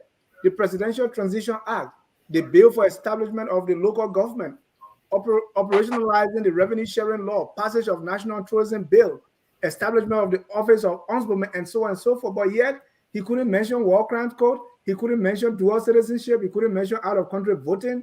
He couldn't mention asset recovery. None of those things. And you are telling the because they were going to court against Fonati Kofa because of this. And now you don't see any reason to include that. You want to talk about transitional act. Mr. Lassa. Thank you. I think you did put an 8-point bullet out there, bullet list out there, and pretty much, I would say 8 point. Now, looking at that, I agree with the asset declaration. It was a letdown. So far, only 3 members of the government of both the incoming government and the outgoing government, none of the members of the outgoing government has so far done any asset declaration, exit, and entry. Nothing of the kind. The incoming government on the Boakai, you have 3 senators, and you can see that they're going to make it difficult for him because these guys are corrupt, Dennis. It's going to be hard. President Boakai would have done well for us to declare his asset today, or at least give a date that will be done. That's a letdown, we have to admit. But Yes. regarding the justice system, the temple of justice, he spoke about that. He spoke about the justice, unequal justice. Justice is not blind in the country. He spoke about that briefly.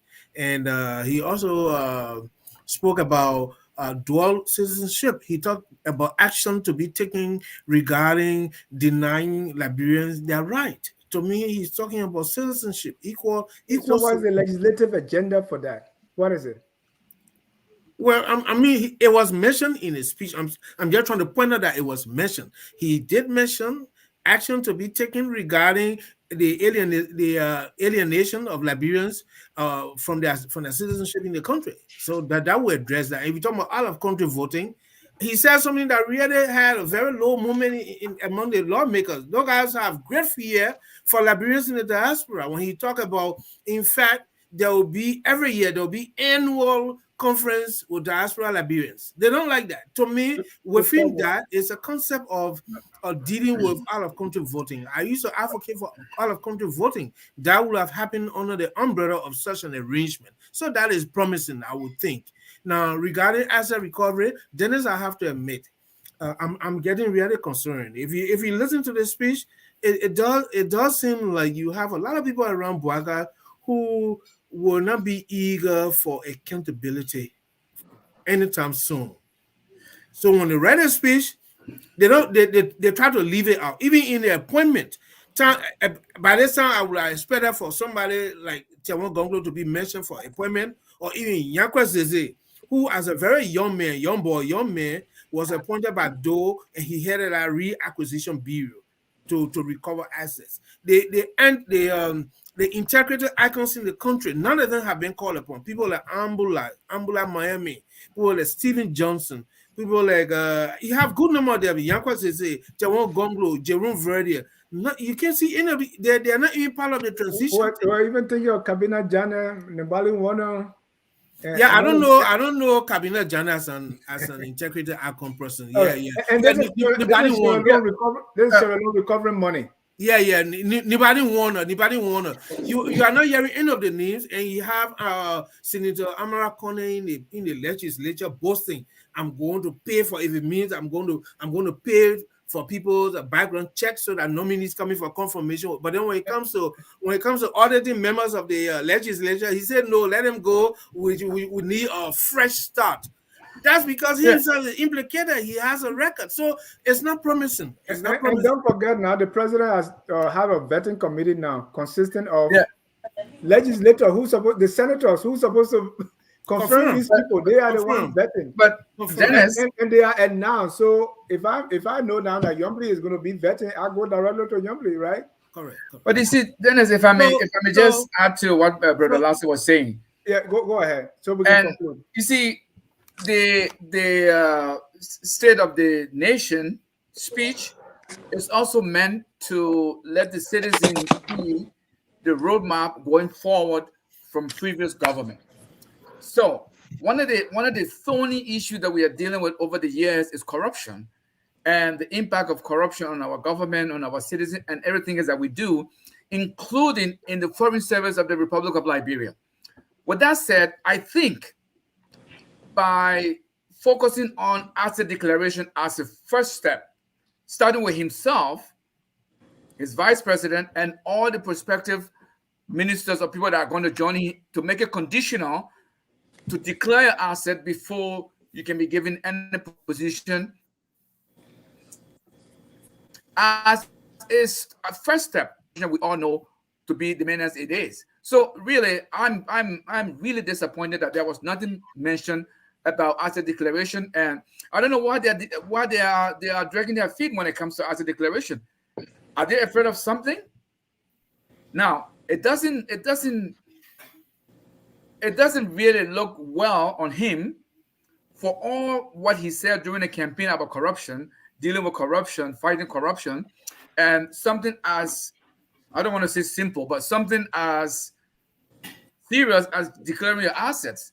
So it Convenient. will make it easy for us to account for what you have acquired while in government. So why is And it look so at this difficult for thing. him to There's do it? nothing there really about corruption, right? That would That's what I'm saying, Dennis. Because I mean, why is it so hard for them to declare their assets if they don't, if they mean well for Liberia? all right. For Thank you. me, At this time, let's use yeah. a minute each to talk about the highs and lows of the SONA today, and then we can bring in our callers. So you have a minute each, starting with Mr. Greaves. Your highs and lows of the state of the nation. Well, Okay, there's my some heights, high points. my high point was he was like many of the panelists said, he was statesman like, came in, presented very well. He stood up through the time and read his message. Although I was reading with him, there were some of the words and things that he skipped, and some he missed. He had different words, but that was more coherent than what we saw, and we were all fearful of during the inauguration. My lows were that I think when President Boakai is going as tempo, he's better than reading prepared text from speech writers. I don't know who they are, because we always spoke about the people around him, the people surrounding the president. We spoke about that ad nauseum about we are, and we should do the same with President Boakai. Who's the people around him? What they put, because this speech, I will tell you, this whole message I read through, it was completely ambiguous for the purpose of which it was intended. Yes, for the Thank you. purpose of which it was intended. Thank you. And some of the things he inserted in there were unnecessary. And the high points that he been running campaign and all that you mentioned, corruption, asset declaration, all those things, will emphasize them at this body that the whole world is listening to. Yeah. He left them out. Thank you. Mr. Sharif, Mr. Salif, I'm sorry. What were some of the highs and lows? Oh, I'll start with the lows. Yeah, that delivery in terms of the aspects of the mechanics of it. So, as a nation, actually, Liberia ought to have a teleprompter. That we can't do analog speech delivery anymore, manual speech delivery anymore. This man, is an elderly state man. You have him standing up reading text. I don't know what's the font size of that kind of text. I'm reading. So there ought to be some better way for the presidency or for our officials of state to be able to have flexibility, interaction with text, audience delivery, because we have all kinds of platforms, media outlets in different ways of transmitting such a message. So I thought it was a low point, not necessarily on the part of the president, because we've indicated here the whole time he had his face down on paper.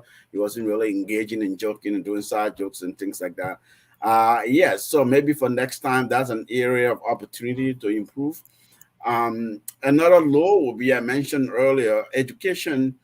Uh, Even the panel line, to me, it could have been a little bit more signaling than it came. Foreign policy could have been more signaling than he did.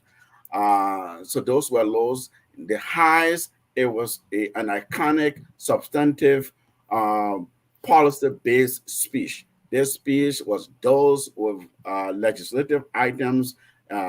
If you begin to implement things that were delivered in that speech today, we'll see robust economic activities happening. We'll see robust service to the people, focus on the people, on the citizen, and real state working for its citizenry. Thank you. Mr.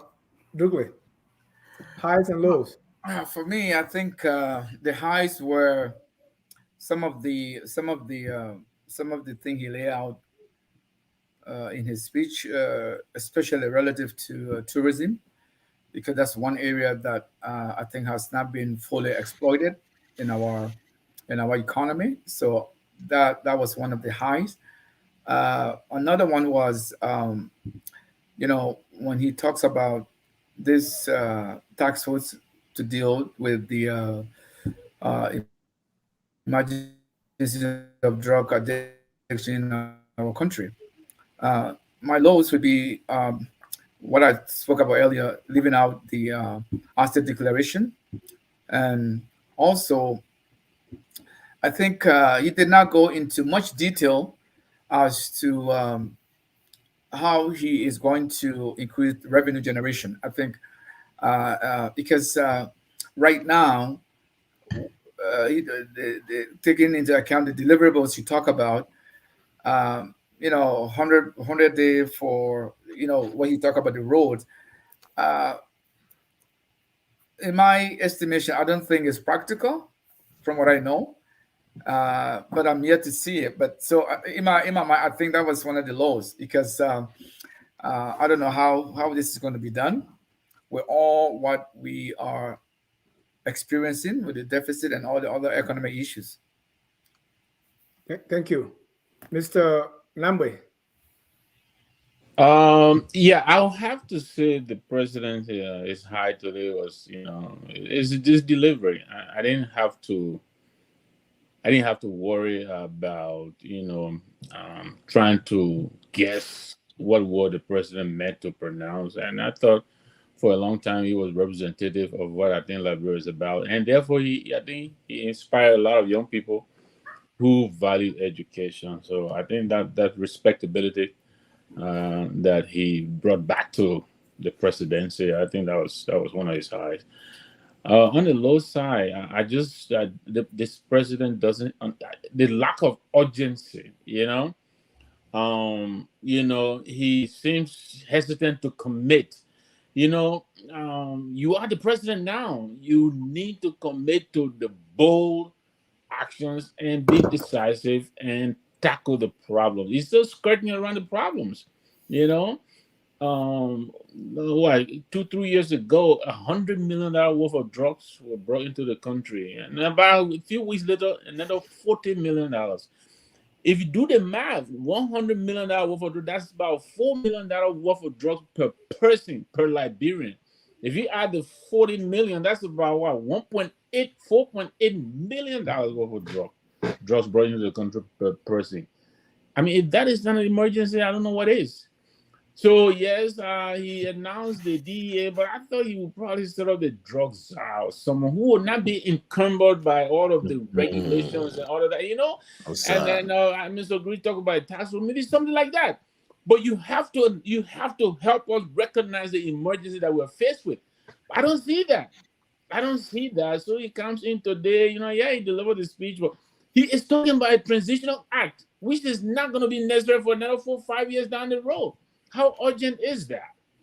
So, he's trying, Mrs. Sully was saying, he's being offered for 1 week. No, this man won the election since November.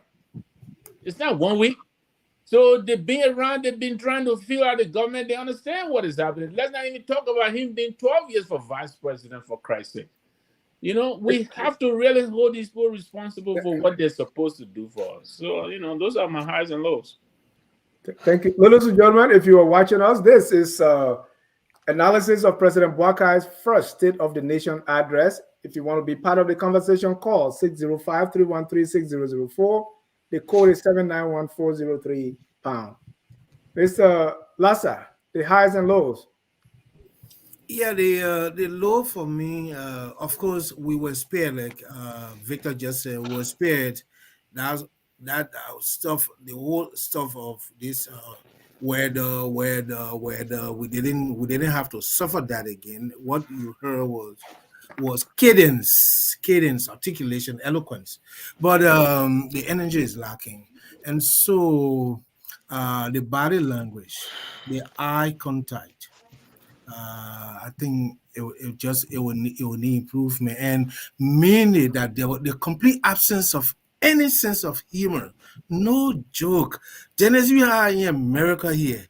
Oh my God! If you are a CEO or some department here and you have a meeting, small meeting, you don't crack joke, people begin to look down on you. They think you're not a good leader, and President Boakai, he's a man who has a lot of jokes to himself. I was in the plane with him in 1996, going to Oh, yeah. Abuja. Bagas Murphy That's was good. stopping in Accra.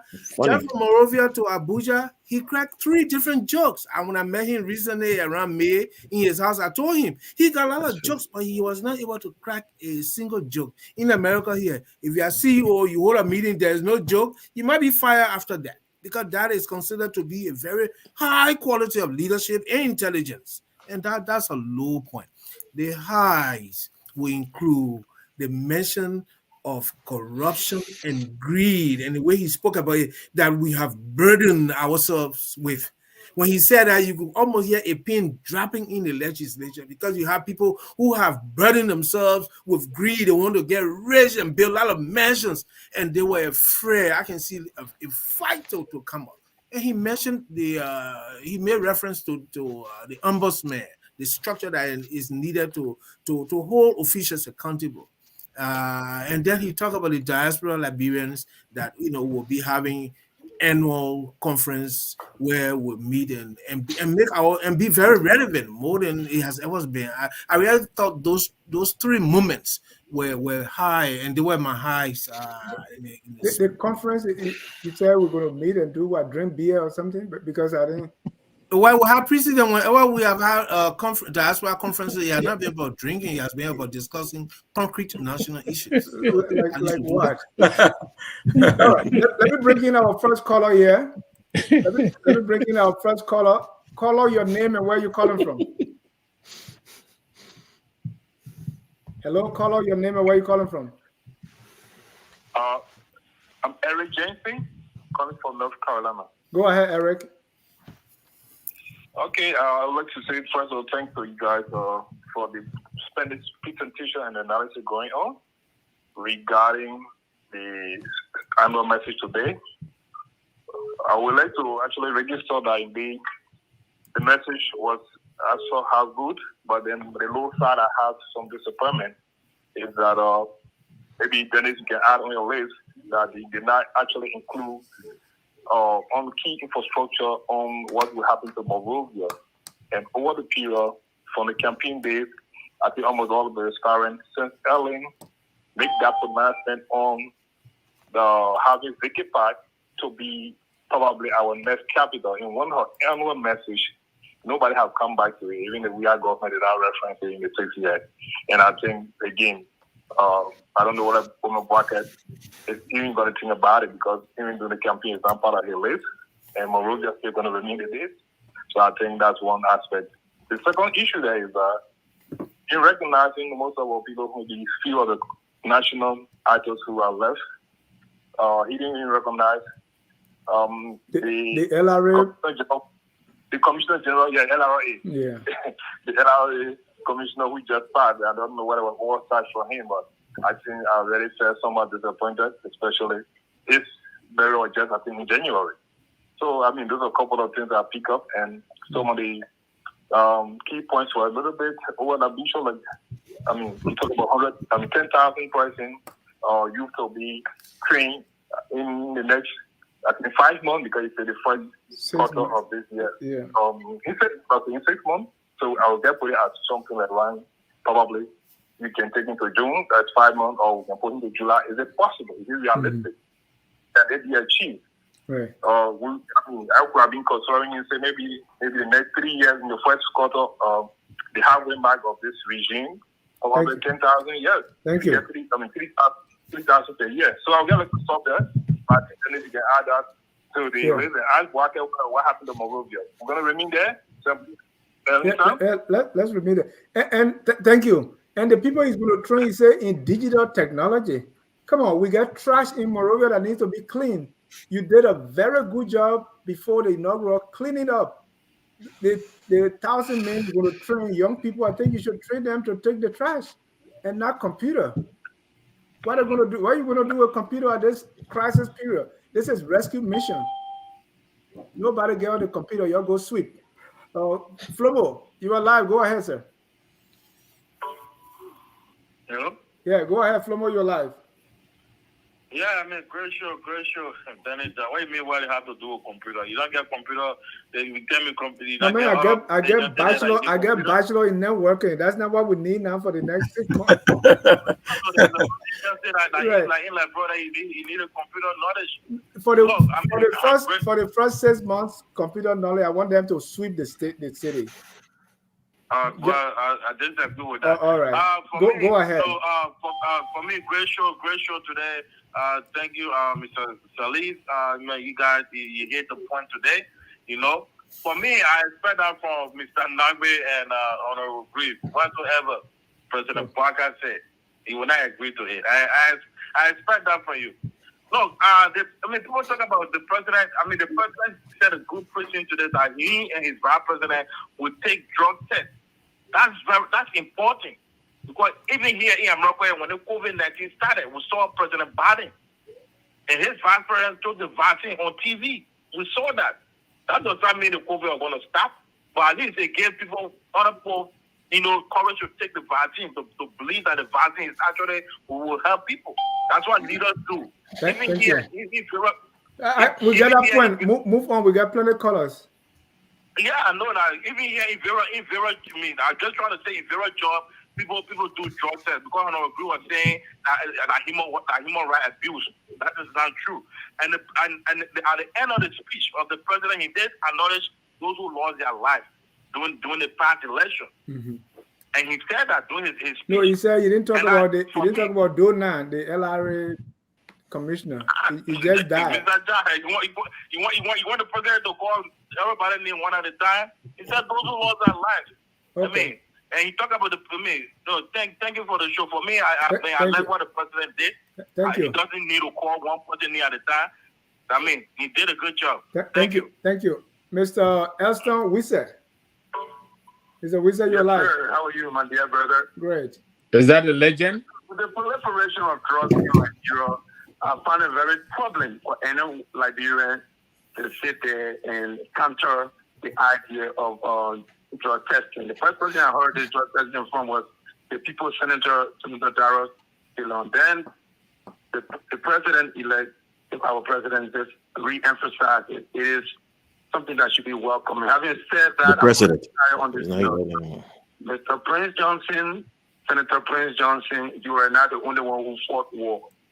The Yakakova fought war, and I do remember vividly well once upon a time, Prince Johnson said, "Let them bring the war crimes code." Look, it is only wise that we welcome war crimes code so that people can pay for their wrongs. We cannot continue this culture of impunity.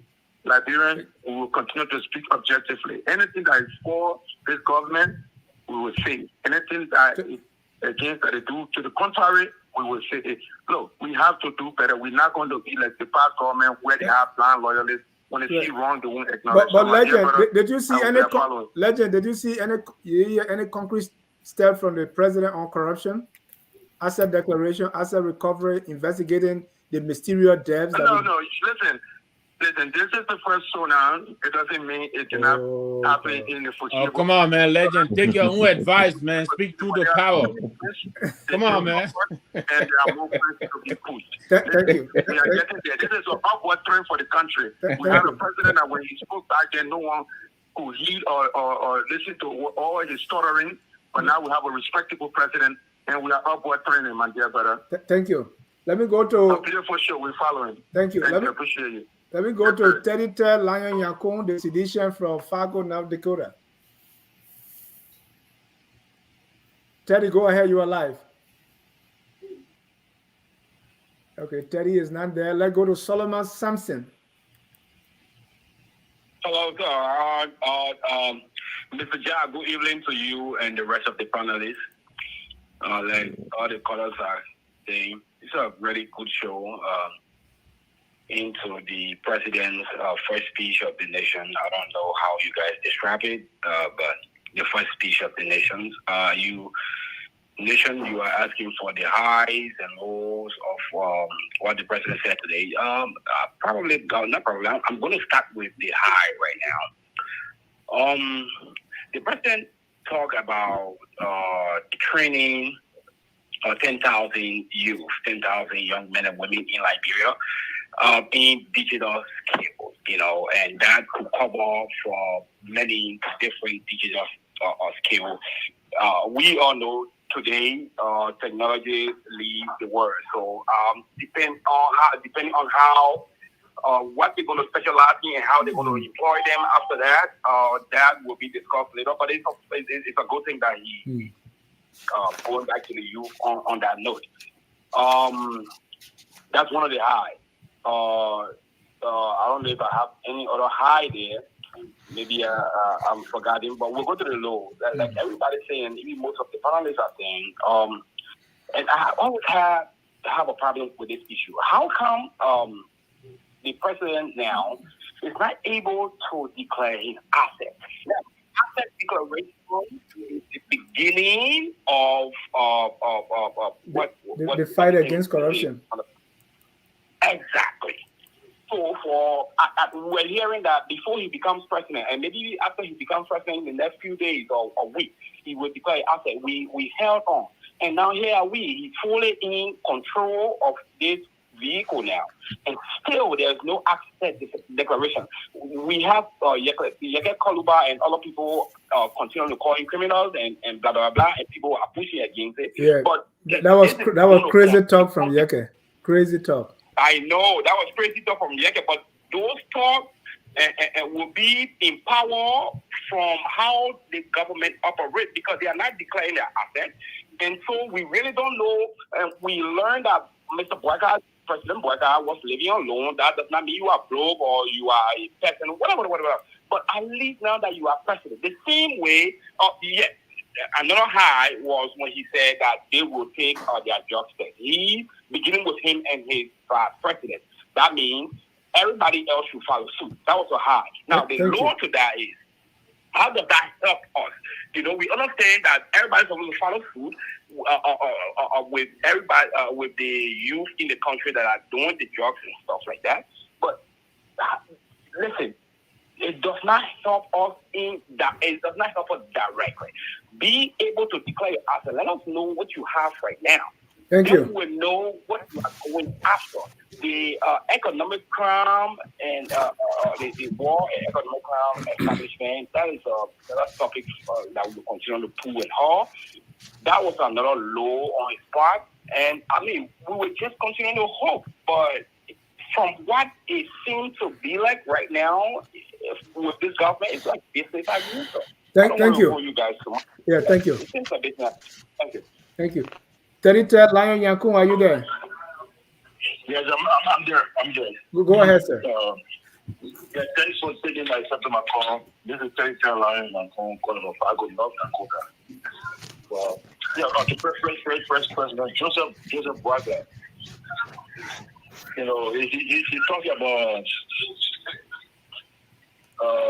He talking about many things. Anyway, I'm at work right now.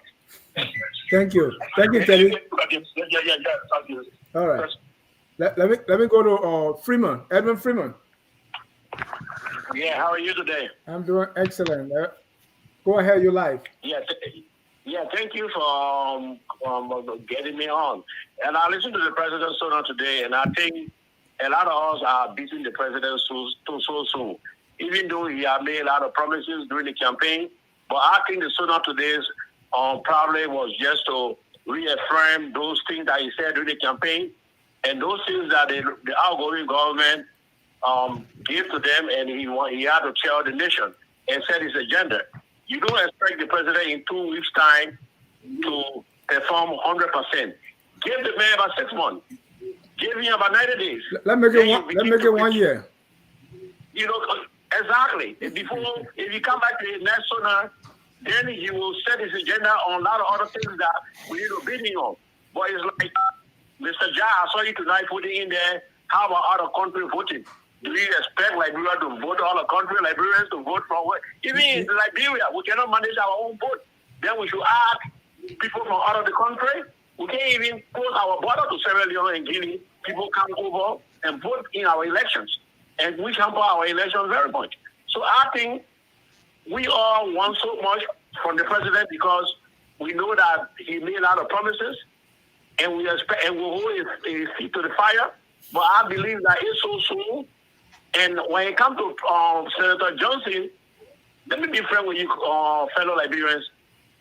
For Liberia to move forward, we need to set precedents. President Johnson, Senator Johnson will need to cry. He cried for Ellington. He cried for Joe time. Somebody has to set that precedent where somebody will not just take a gun tomorrow and go and do anything and see that it will just be president or it will be senator or it will be this. We have to set precedent. Sierra Leone did it. Those that participating in the war in Sierra Leone cannot take part in, cannot hold public office. We have to do it.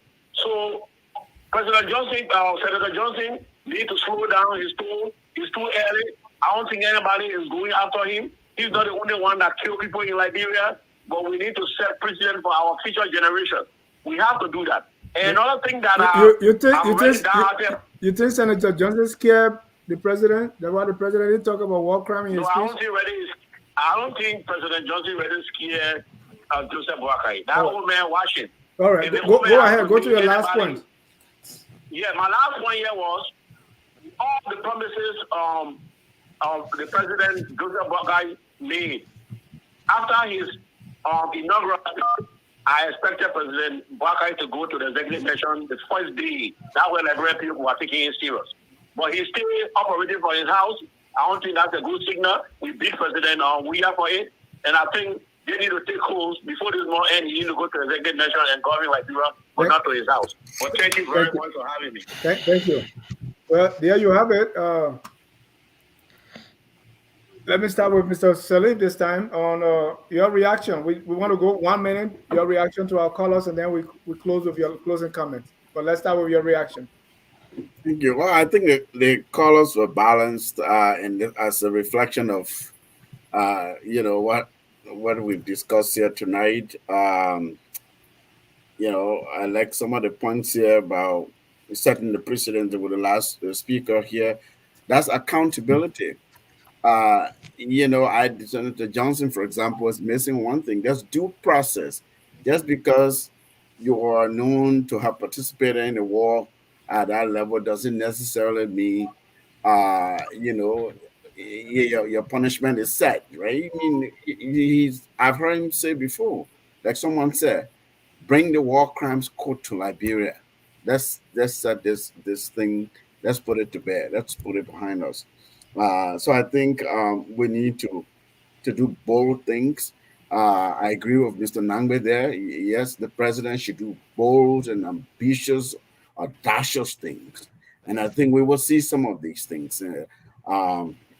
So it's a reflection of what we discussed here,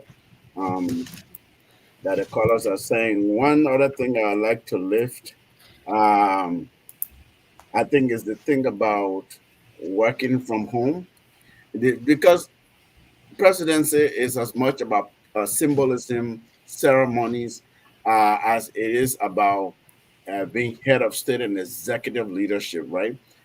In our country, under our law, some countries, for example, have ceremonial head of state separately from head of government. In our country, we combine both into one person. He's the head of government, he's the head of state. And therefore, there are these ceremonial things and these symbolisms that he's the one who epitomizes that.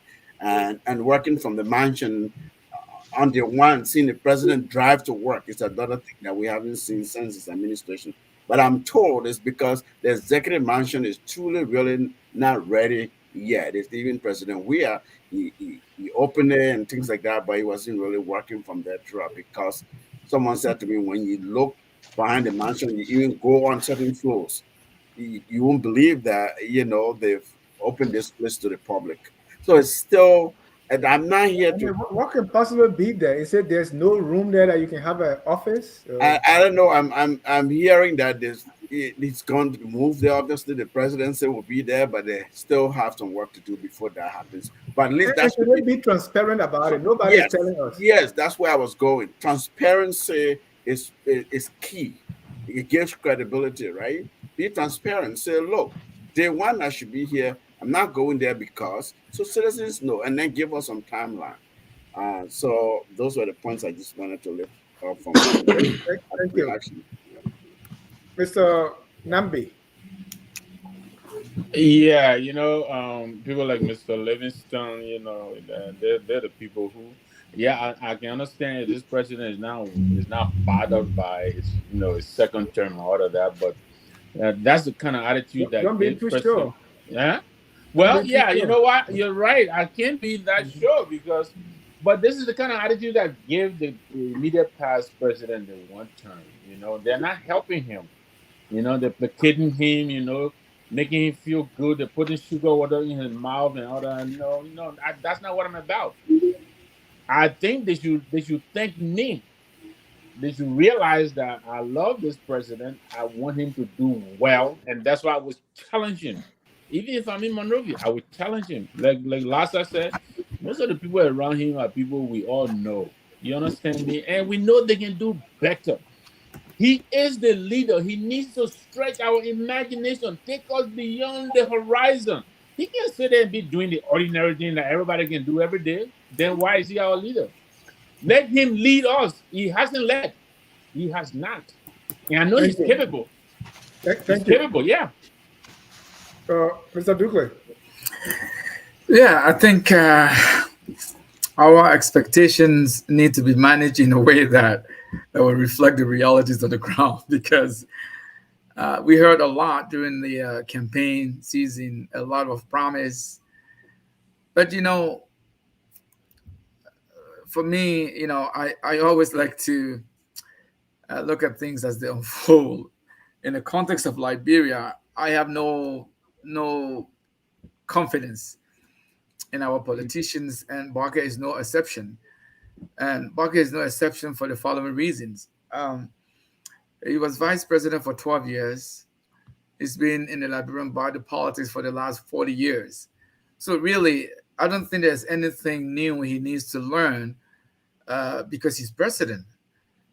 I think all I expect of Barker to be different the way he governed.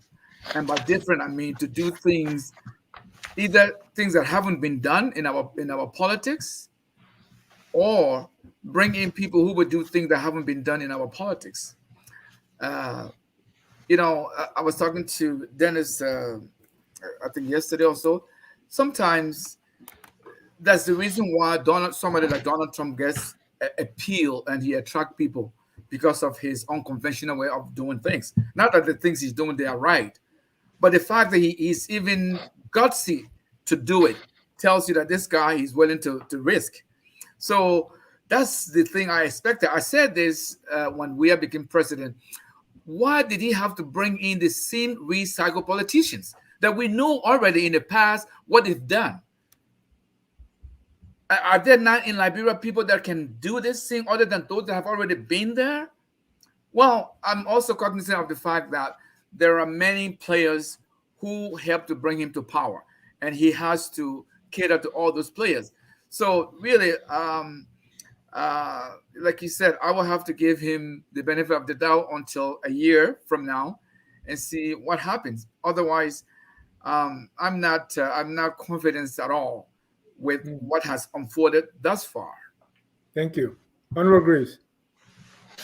Yeah, the first begin with my very good friend, a caller who I forgot his name. He always calls when I'm on, and always got something to hit me on.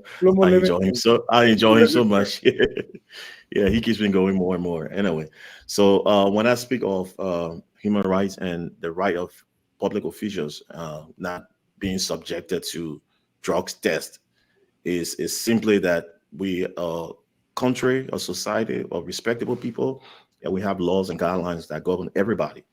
So we have the code of conduct that is set in place as a guardians in establishing um, public ordinance and for officials.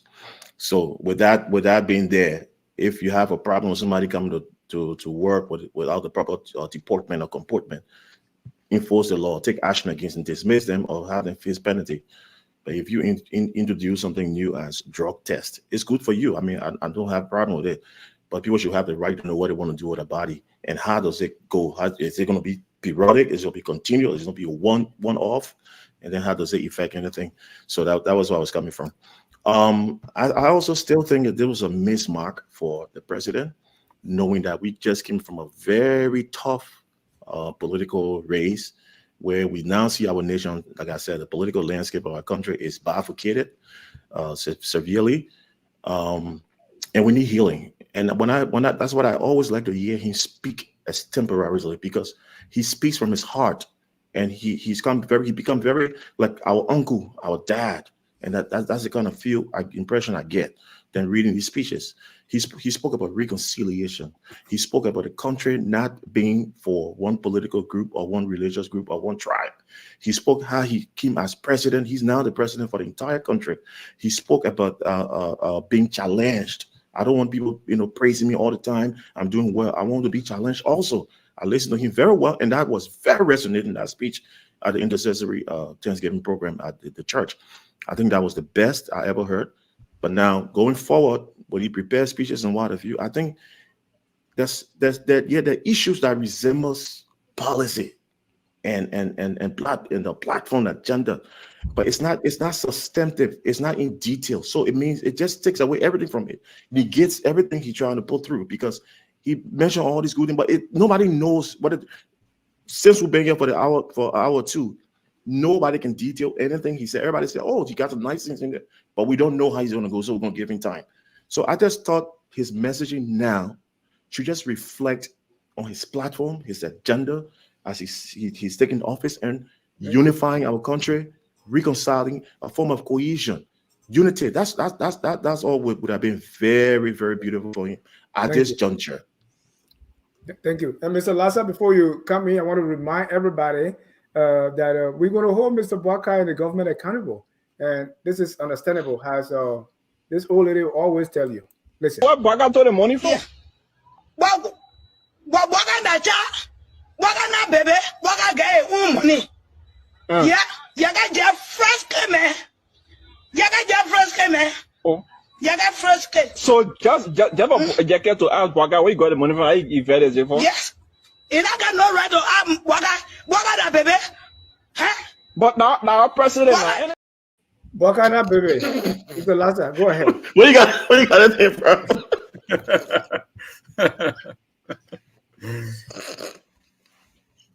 Unmute yourself, sir.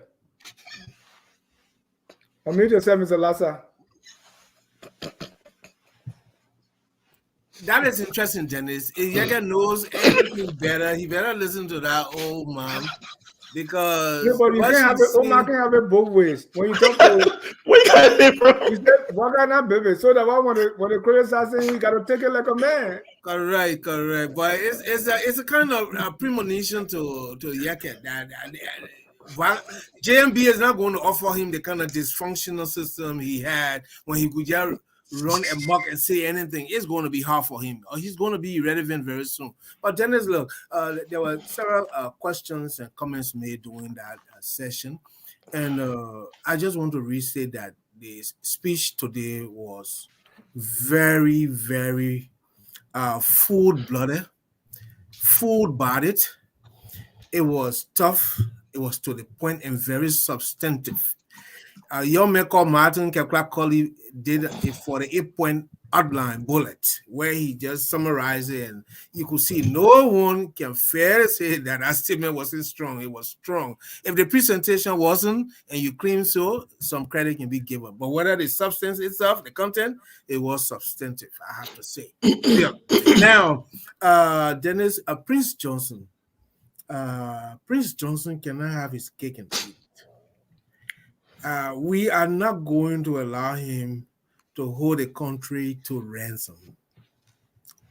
He cannot be threatening the peace and stability. You think he's working on the president? I don't think so. And he pulled back. So I don't know why you blaming Prince Johnson. No, but it wasn't a foregone conclusion that everything mentioned in the inaugural speech will be mentioned in the State of the Nation address. That wasn't a foregone conclusion, so it's not right to make that assumption. But the point is, no, we're expecting it, but maybe we should manage our expectation. You're really right. Maybe I wouldn't say that either. But Dennis, here is the point. I know you're trying to get me distracted. You're not going to succeed. Yeah, Dennis. So the point here is, Prince Johnson cannot hold the country to ransom. You understand? He is threatening the peace and stability of the country. He better learn the man Boakai he's dealing with. JMB is the same man that were presiding over the expulsion of the president of Liberia, who was the leader of the party. To expel her from that party for the first time, she had to go to court to be brought back. And since then, it has not been the same.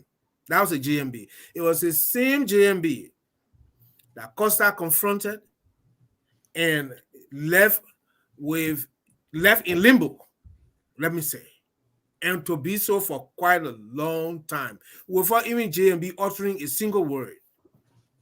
The same thing with Ure. Same thing with Telly. Are you speculating? Say that again. Are you speculating because we don't know what did JMB do to them? Oh, well, Costa declared verbal attack on JMB, and JMB they didn't even utter a single retort. And today Costa is in limbo. We all know that. I'm just saying that he's a man of action. He can do things in the back. The same thing with Ure went there and attacked him and talk about all kinds of things, and JMB went and exposed him. He spoke for like 1 or 2 minutes on Ure, that was it. They man wanted me to fight 1997, 2017. He didn't want me to turn over. He wanted to bring war. What you mean he uses other people? You mean he uses other people's mouth to chew pepper? No, I didn't say he uses. I said he does stand his own ground. Okay, and recently I was impressed and rather surprised to hear Yeka Kaluba 2 days ago saying the very GMB man, when the election was going on, I wanted to go to Accra. He told me not to go, and he told me to stay in the country. And every now and then, in the night, in the evening, you're telling me, say Yeka, go on inside. They said they will be cheating. The other guys are going to cheat. I was surprised to hear that. I really thought when we were fighting for that election, I thought GMB was lying there or sitting back. Now knew he was behind the scene organizing. So Prince Johnson better be warned. The country is not for him. If he happened to win, thank you for that. But you're not going to hold this country in hostage. Not at all. Thank you. Correct. That's right. Thank you. There's a little caveat to my friend. Hold on, I want us to conclude now. You can wrap that up in your closing. Okay. Right. So let's start with you. Let's conclude. And not more than 2 minutes, please. Yes. I just wanted to advise my friend Jimmy here. President Weah, right, was elected more or less for one thing and one thing only. You know, a soccer icon. You know, he's a celebrity. He came in there and flopped, right? Under his watch, the soccer pitch could not even be used. This president in this office was elected for one thing and one thing only: experience. He's been in government for over 40 years. I can tell you, the past 2 weeks he has been in office have not borne that out. Yes. We have not seen the experience come out yet. Yes. And he has to be careful. So let me warn you, you got to advise him, you know, those of you who are closer to him, he needs to take seize of this thing and do it quickly because it is slipping away. Trust me, I want him to succeed. I keep saying that because if he does, Liberia succeeds. Coming back to the SONA today, I will continue to say the delivery, you know, he projected a posture of the presidency, and that really it gave me a warm feeling. I felt good about that. But the content of that message was lacking. He kept it short, which is good, but there is a lot he could have said that he didn't say. And I'm hoping, and I continue to hope, which we all know is not a solution to anything. You can't hope for anything and expect a solution, but I'm hoping that they will turn this ship around and do it quickly. The love is still in the air for them. The goodwill is still there. But our people's patience is very short. Thank you. We want to nail this in under. We don't want to take 7 minutes now to finish. 1 minute for each of you now, Mr. Boakai or Mr. Dukley. You're closing. Mr. Boakai Dukley. Oh, sorry, I didn't hear you. Yeah, you know, really, I will come back to my point I made earlier. I think we need to manage our expectation. And thus far, like the brother Nagwe just said, we have not seen the 40 years experience, you know, bear on any of the movement they've made so far. But I also think it's still early. and we need to give them chance to perform. And I wanted to comment on what Prince Johnson said. The clip he showed. I think it was just a massive distortion of reality that we all know. And also I think there was also some kind of a vague threat in there that he made, and I think Joseph Walker should not allow that to continue, because I think um, that's one area that when I talk about boldness, I think we expect him to be bold to make those kind of decisions, no matter who the person is, whoever is affected with that decision. So I'm still willing to give him the benefit of the doubt, but thus far, what I've seen does not look or sound encouraging. Thank you. Honorable Graves. Yeah, Dennis, thanks for having me again. This is a country that we all love, we all want to protect. I think every individual Liberian citizen will always want the best for Liberia, in as much as you might think they're not showing it. And the only way we can do it, especially from the outside, is to look at those issues, go away with a personal attack, name calling, and all of those unsubstantiating claims that we put on people being the person is corrupt, the person is that, and what have you, and just stick with the issues. Looking at the issues, I think the urgency we find ourselves in today derived from the campaign process, especially of the opposition, President Boakai himself. He put us in this mood that the country was out of decay, the country was collapsing, and we needed a rapid, rigorous, robust fix. So now we're here, and he's there. So you expect us to criticize things on the policy issues, not his personal opinion or what have you. And I think we get wrong when we speak about corruption in the way that we speak about it. Like Dennis put forth, it's good when the leader take the lead, like I said, those small things, common things, incrementally, it makes a big difference. Instead of talking about corruption in the open air without facts, using it as replete with cliches and nuances and for personal gains and all that. So we have to have deep dive in the issue of corruption. He should take office, take seat, have his cabinet in place. And let's look at the faceted issue regarding corruption. Let's take a deep dive. Let's understand the nitty-gritty problems. What happened? What's going on? How that's the only way we can fix our problems. On the youth, yes, we have a problem like many other countries in the United States of America. We got hundreds of thousands of youth on fentanyl death, fatality every year. In the UK and other places, Ghana, Liberia. So, I mean, this is a serious issue. We should all put hands together to help this situation.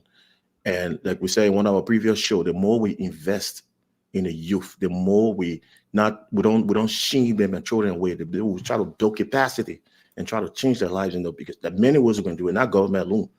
I think we can help solve those problems. So I just give my heart to the government. I thank for good health for our president and his leadership role, and continue to be more enforced. And all those who are helping, the team around him should be sincere. Shouldn't take advantage of the old man. Thank you. Thank you.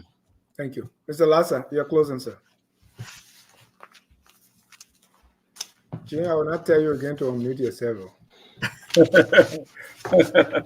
Yeah, thanks, Dennis. Just a little disclaimer. I want to say that when I spoke about the embarrassment inherent in having a speaker presiding over such a historic event, to have a record, an established record. I don't just talk loosely. I don't go about talking loosely. I'm talking about established criminal record. Liberia now has, infamously, notoriously now has a speaker who is established as a convicted criminal, a felon, who is presiding as speaker. He paid his dues, right? And he served his time. No, but I'm trying to say I'm not just talking loosely. That's what I'm saying. Because Cabinet Janet. You see that now. You signing all kind of names, Jimmy? man. He's the speaker of the house right now. Let's respect him. I'm not going to promise you that. He is the one. He is the one talking about going and to establish a war crimes code that Captain Johnson made. He should have the right. But let's leave that. That was a disclaimer. He was a czar, the foreign ministry. Hold on, Mr. Green. Let him make his closing. Go ahead. That thing cannot be about who I favor. I don't just want to be presented as though I'm coming here to talk loosely. I don't do that. Now, you say here. Okay, I'll take it. Look, Dennis, in the speech, that speech was very substantive. I got back to the speech. It was solid, tough, and full-bodied. There, the president spoke about his effort to foster economic reforms that will lead to job creation. He also spoke about partnership with international collaboration with international partners and farmers for improved production. Okay, and he spoke about the diaspora community, which is also very important. I just want to see that diaspora community engagement. He spoke about a lot of things. So anyone making an attempt or wanting to make it look as though that speech was a lightweight, that is not accurate. And I want to say the future is going to be bright with JMB in the chair. We'll have a bright future. We only need to stand by him, not abandon him, hold the government accountable. We have to be involved. Thank you very much. Thank you. Mr. Salif, you have the last word. Thank you, Dennis. I thought it was a good discussion.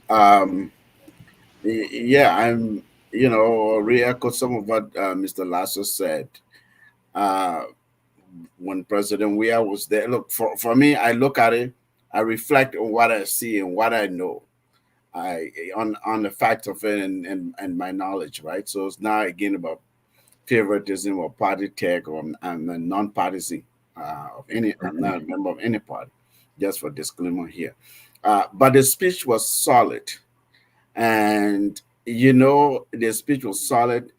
If you paid attention and you looked at sort of the ethos that they established in the speech, the context and the agenda, and some of the bold-faced policy direction of the speech. What I'm looking for is implementation. What I'm looking for is funding. What I'm looking for is a strong, the president being the chief legislator, because that's the role of the president as well. That's why you go to report to the legislature. That's why you have to negotiate. You have to make sure that your legislative agenda goes through. You work with the legislature. I hope it is a responsible legislature, the 55th, this time around for us to see. You look in there, you had something on macroeconomic direction of the country.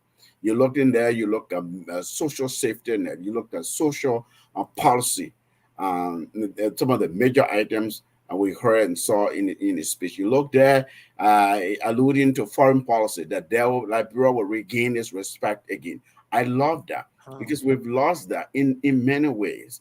The training of our foreign policy, our foreign service officers, our ambassadors, our assets abroad, and things like that. Liberia's standing in the world again, that quality that we've always exuded out there. He alluded to that. He alluded to education, even talking about training 10,000 young people in digital technology.